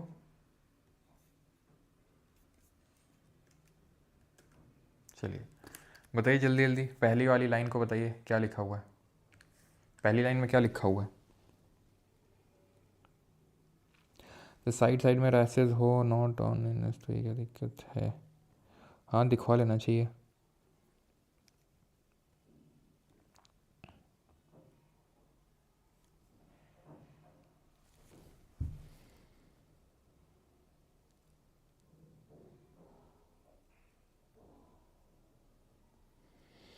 सर मुझे आपका फेस नहीं दिख रहा, मुझे कौन सी डिजीज़ है? ध्यान देना है ग्रुप डी। ओके, सब दिख रहा है। हाउ टू रिमूव डैंड्रफ, देख लो, कई बार ऐसा होता है ना, हमारी ऑयली स्किन होती है और हम ऑयल दबा के लगाते रहते हैं, ठीक है, तो चेंजेस करके देखो। तो देख लो, मैं यहाँ पे लिख रहा हूँ, ठीक है, क्योंकि मुझे तो नहीं है तो आप मुझ पर विश्वास कर सकते हो, ठीक है। 12, 8, 6, 29 और 57 है ये, ठीक है। फिर दूसरी में है ये 5, 3, 15, 74, 5, ठीक है। ये भाई थोड़ा सा मुश्किल हो रहा है, आई थिंक 6 है ये, if I am not wrong, इस तरीके से 6 बन रहा है ये 57 बन रहा है, ठीक है, 57, ठीक है। ये 5 बन रहा है, ये 42 बन रहा है, ये 45 बन रहा है, ठीक है। ये तो यार मैं भी नहीं रिकॉग्नाइज़ कर पा रहा हूँ, अगर किसी को समझ में आ रहा तो बताओ। ये भी यार कुछ तो नहीं बन रहा है, ये इस तरीके का पैटर्न बन रहा है, ये भी इस तरीके का पैटर्न बन रहा है। यहाँ पे 12 है, ठीक है, ये 20 नहीं 29 है ये, ठीक है।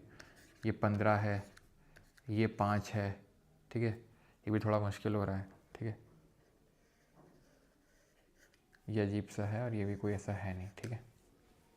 कई बार इस तरीके के दिए जाते हैं ताकि कोई अगर रैंडम नंबर थ्रो करे तो पता लगाया जा सके, अच्छा अब रैंडम यहाँ कहाँ थ्रो करोगे कुछ भी, है ना। इसमें भी आई थिंक कुछ है नहीं, मुझे तो कुछ समझ नहीं आ रहा इसमें। ठीक है, चलो भाई, तो अब करते हैं क्वेश्चंस। ठीक है, एक सेकेंड।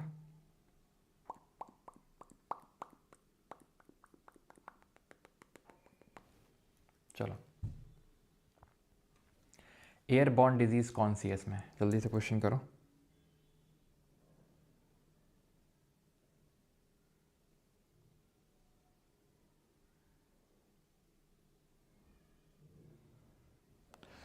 अच्छा रविंद्र, ऐसा है क्या? मैंने पहली बार सुन रहा हूँ ये। Task specific dystonia, writer cramp बोलते हैं इसको। मैं पेन पकड़ना ही भूल गया हूँ, अपने आप पेन छूट जाता है। अच्छा, ओके।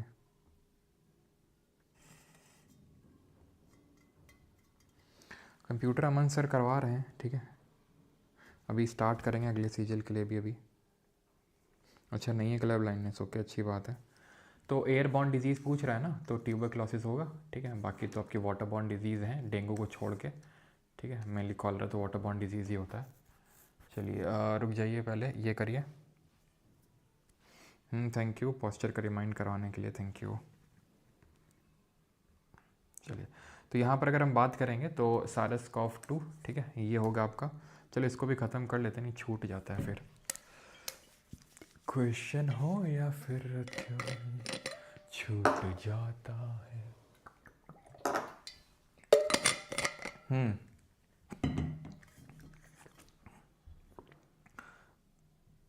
जैसे मैंने बोलते बोलते पानी पिया, क्या हुआ, मेरा एपिग्लॉटिस बंद नहीं हो पाया। ठीक है, तो जो पानी है वो ट्राई किया मैं, गया और हिचकी आई एकदम से, चल बाहर, इधर बाहर निकले यहाँ से, ऐसा। ठीक है, तो ऐसे वायरस जो बैक्टीरिया को इफेक्ट करते हैं उनको हम क्या बोलते हैं, बैक्टीरियोफेज बोलते हैं। Bacteriophage, so wrong. No virus can change cellular transcriptional activity in host cells. भैया चेंज क्यों नहीं कर देगा, वो तुरंत कर देगा। ठीक है, no virus can survive in ocean waters. कोई वायरस है ही नहीं जो ओशन में सर्वाइव कर सके। एग्जाम्पल ऑफ पॉलीजेनिक डिसऑर्डर देख रहे हो, वो जो हम अभी तक देख रहे थे वो सिंगल यानी कि मोनोजेनिक थे। वो मोनोजेनिक में कौन कौन आ रहे थे, थैलेसीमिया आ रहा था, ठीक है, हीमोफीलिया आ रहा था, सिकल सेल अनीमिया आ रहा था, कलर ब्लाइंडनेस आ रहा था। ठीक है, था, ये भी नहीं होगा। ओके ओके ओके, ठीक है, 4 का बी हो जाएगा। The vector of malaria parasite is, तो मलेरिया का जो पैरासाइट है, ठीक है, वो क्या है आपका, पहले तो ये बताओ। उसका वेक्टर कौन है, उसका कैरियर कौन है, उसको कौन लेके जाता है एक पर्सन से दूसरे पर्सन में। तो पहली बात तो जो पैरासाइट होगा दैट वुड बी प्लाज्मोडियम। ठीक, female anopheles mosquito, option number सी।